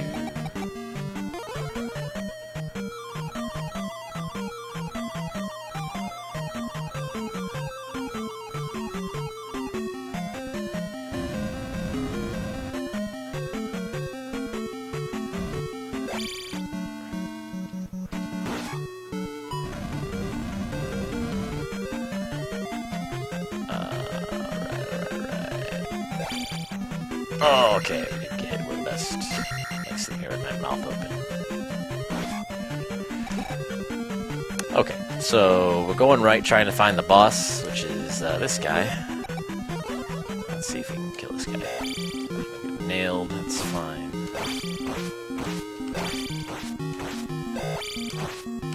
Ouch.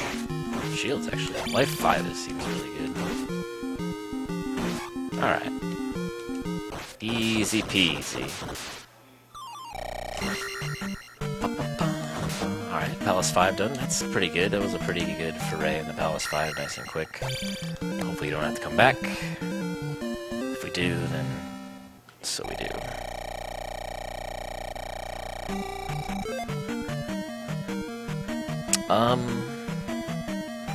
I didn't die. I can carry this into... No, we're going through Valley of Death, so we're gonna have to take some intentional deaths to try and fairy feet through. The Valley of Death goes down and around, so here we go.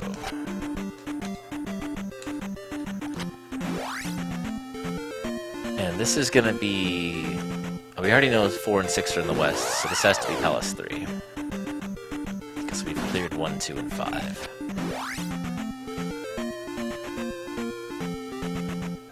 Alright, so one trick you can do in this game is if you can use the fairy to kind of get off the screen and then move the opposite direction and trick the game into thinking that you exited the screen from the other side.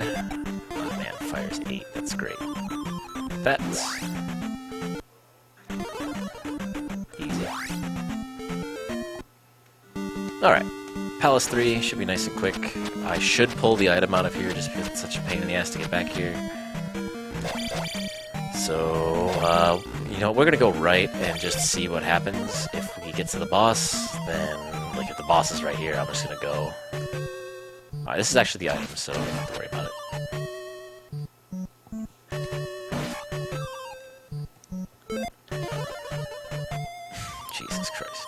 palaces have been kicking my ass.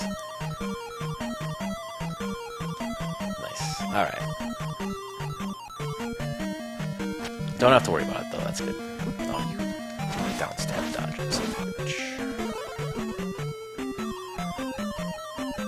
Alright, let's go. So I do want to be going left to right if at all possible, so if there's ever a branch that takes me to the right, I will take that first. Holy shit, that was close. Because you have to go that way to get to a boss. But if the game forces you to go this way, then it forces you to go this way, usually until an elevator.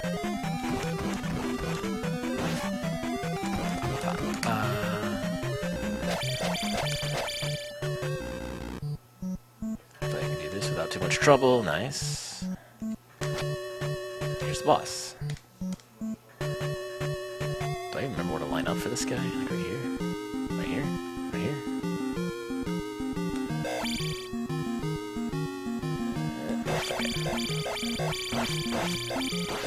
This guy's really easy to cheese out. You just kind of downstab him over here. He just stands there and takes it.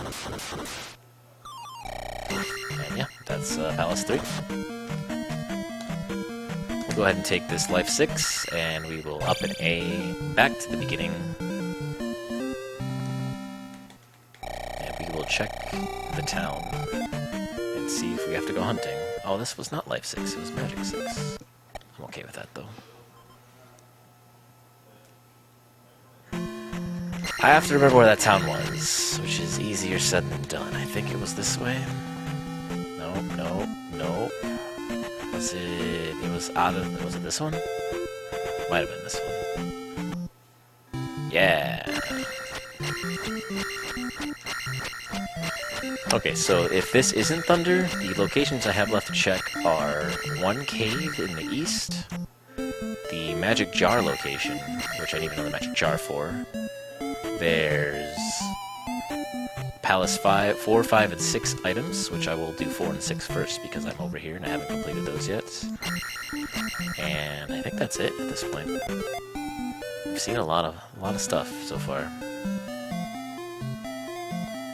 Thunder, please. Thank you. Alright, so all of those extra checks were in vain. 78. 64. 80, 96. I did have enough magic, I just suck at math. Awesome. Anyway. So this was GP, right? Yeah, okay. Not here. 2 more palaces to clear over here, then GP, and we are done. We have everything we need. Just need to beat the game. And remember where the palaces were, 'cause I sure don't.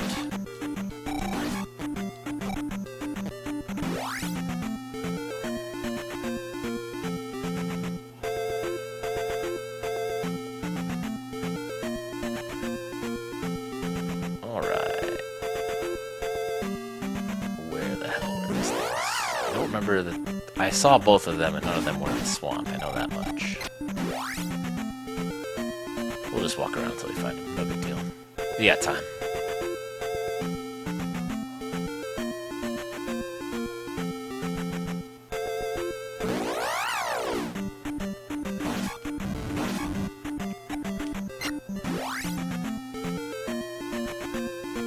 There's one.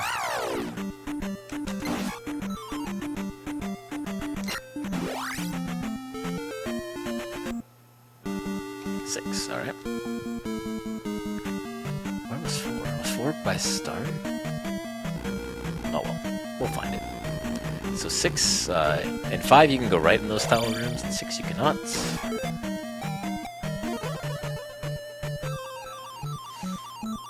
6 is usually a pretty labyrinthy kind of thing. There's 4 separate rooms that are drops, and those can chain in all sorts of interesting ways and create some very interesting palace layouts. This is either a mini-boss or the fake mini-boss room. It's the fake mini-boss room, no big deal.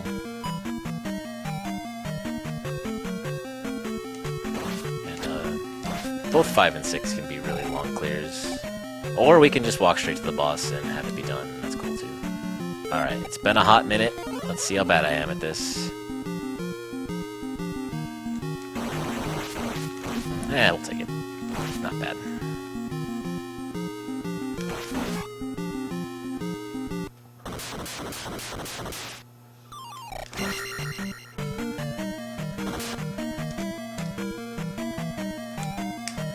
Cool. Easy Palace 6.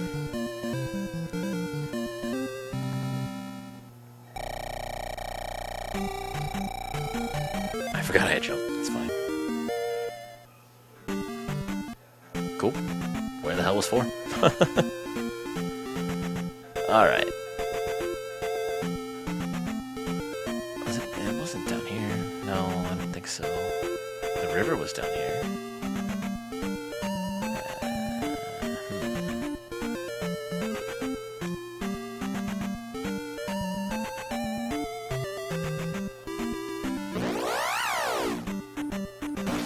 Oh, balls.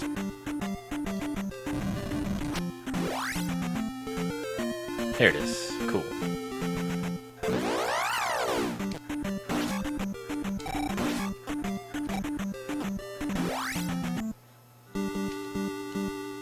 Alright, Palace 4, pretty straightforward. The only thing you really need is to have Reflect for the final boss. There are 4 dead-end rooms going to the right, and there's an item room, and there's the boss. So, we might be in here a while, we might not, we'll see. It all depends on how it's randomly laid out. You stab me in the ass.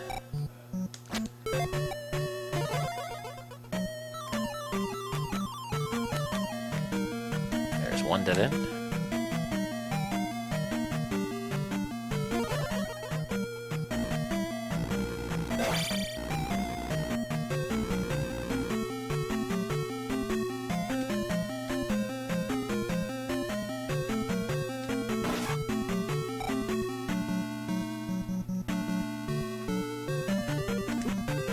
Got me. Good job, guy. So whatever reason, the palettes in this room for enemies always get messed up. Something about this room specifically. This is the item room. Might as well, we're here. I have to up an A. No, I'd have to go back to the elevator. But, nice trophy. Alright, we could get life if we really wanted it, but we don't. So we got everything except for 2 magic containers, which are going to be the items in 5 and 6, respectively. And then the magic key. Magic key is... I guess it's not guaranteed to be in Hidden Kasuto, but pretty good chance. 50-50 shot.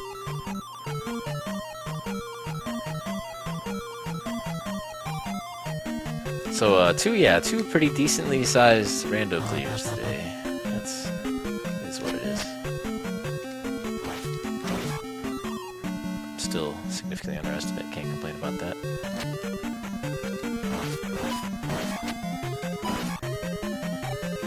I was gonna say you suck, but like, that was definitely me. Okay, is this a loop? Have I been here? No, I have not been here. It's possible for palaces to have this weird, like, infinite loop thing going. Just because if there's drops, like, if there's any palace with drops, it, like, can kind of, like, drop back to somewhere you were before. Like, that was a loop right there. I think. Yeah, because these guys were there. So it can be a little weird in that regard. Like, there's no spatial sense to it. But you just gotta kind of be aware so you're not just going in circles for a million years. But we can drop down here, and that's another right exit. We still have 3 dead ends to find. Oh, it's actually 2 right exits, I forgot. 2 dead ends to find as well as the boss. That's okay, 1 dead end to find. No. Sorry, it was 3, now it's 2. Got another right exit here.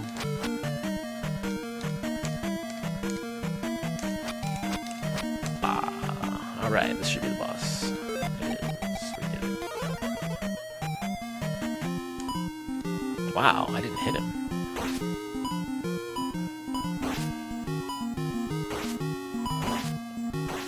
Tough boss. I'm working really hard to kill him. And he's dead. We did it.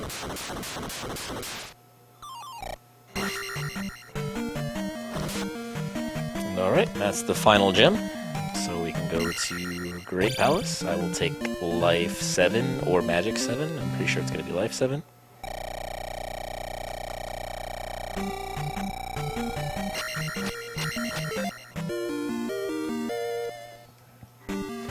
Up an A and save because we know GP is by the start. And we are on to the final dungeon here.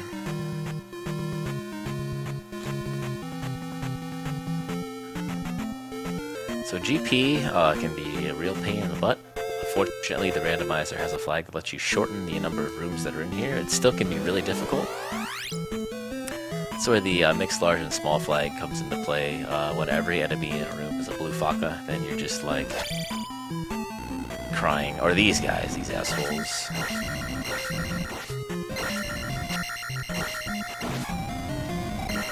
This is a very blue GP.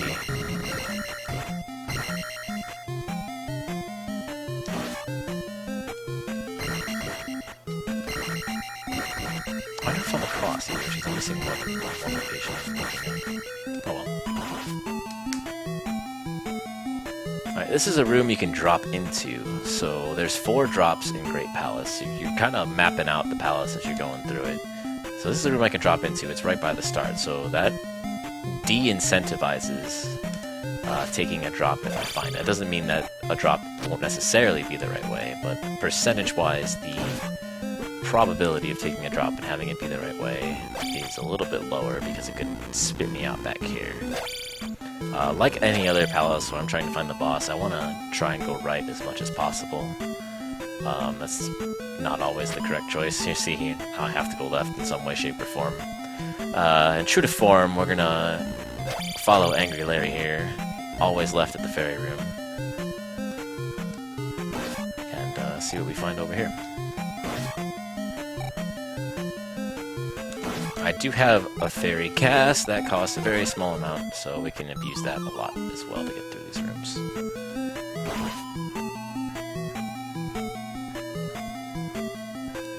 I hate these things. Spicy chickens. No, get that thing away from me. Okay. Get another right option here. So we currently have 1 left option that we left behind, and now there's 2. This is what we call the fun room, especially on mixed large and small. You get like 5,000 Fakas jumping at you like that, and you can fall down the lava pretty easily. But thankfully we have cheap fairy, no big deal. These rooms, we call them waffle rooms. They can be really nasty, especially in situations like these, where Captain Asshole is just shooting beams at you while you're trying to get through these things. Fortunately, you can, once you get to this point, you can cheese them out a little bit. Oh, well, if you don't suck at video games. And just kind of sit here, stab him in the head every time he jumps, and he'll eventually die.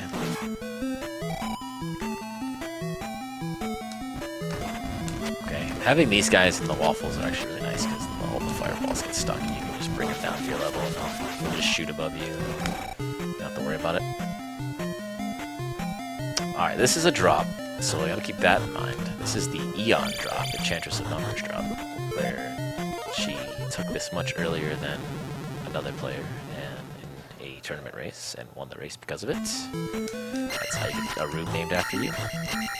I've never won a Zelda 2 tournament, so I don't have any rooms named after me. I was in the finals of 2017's tournament, though.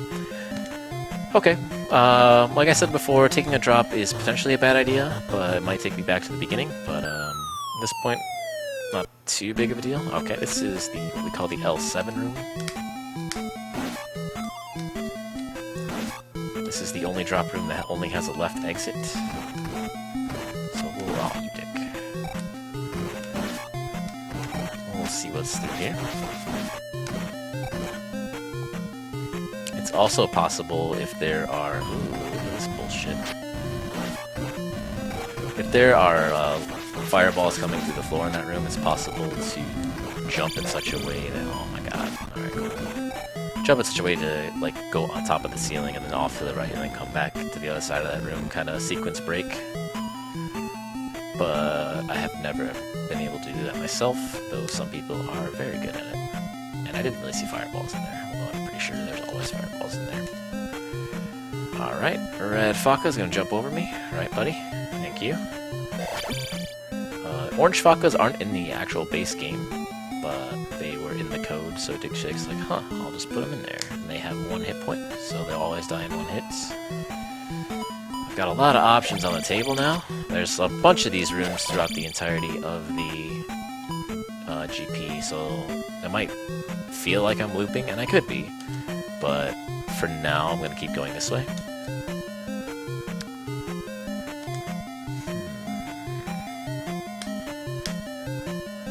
And this is the room I went left in. Okay, yep, I did loop back. There is a fairy over here I'm going to grab really quickly. So what I'm going to do now is I'm going to go up and left and then up, and that should take me to a new place.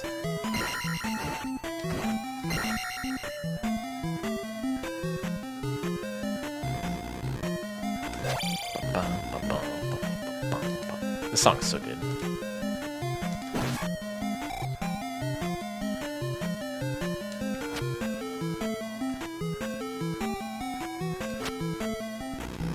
Do, do.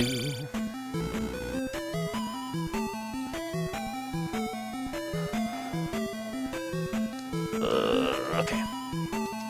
So this room has a invisible floor, or a visible hole in the floor, and you have to kind of jump over. Alright, this is Thunderbird. This is a sign we are going the correct direction, and also a requirement of beating the game with the flag set that I have.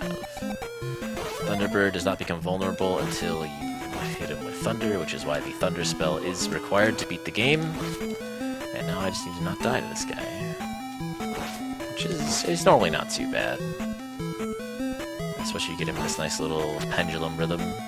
Some people like to do this crazy thing where they down stab 5,000 times. They can hit him 4 or 5 times per jump, but I just like to take it easy. I've never been a Zelda 2 speedrunner. I've never actually done a speedrun of the Zelda game. All my experience with this game is in the randomizer, and it's been fun. I really do think this is the best randomizer out there.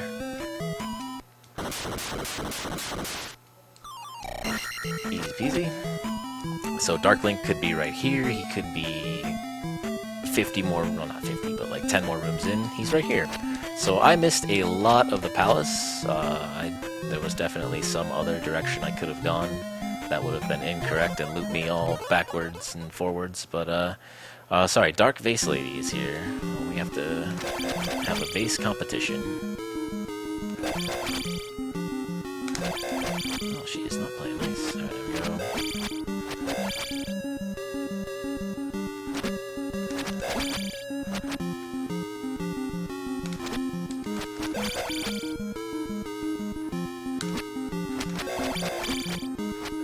And there we go. 3:32:23. I have to hit the timer myself because nobody's here. Look at it.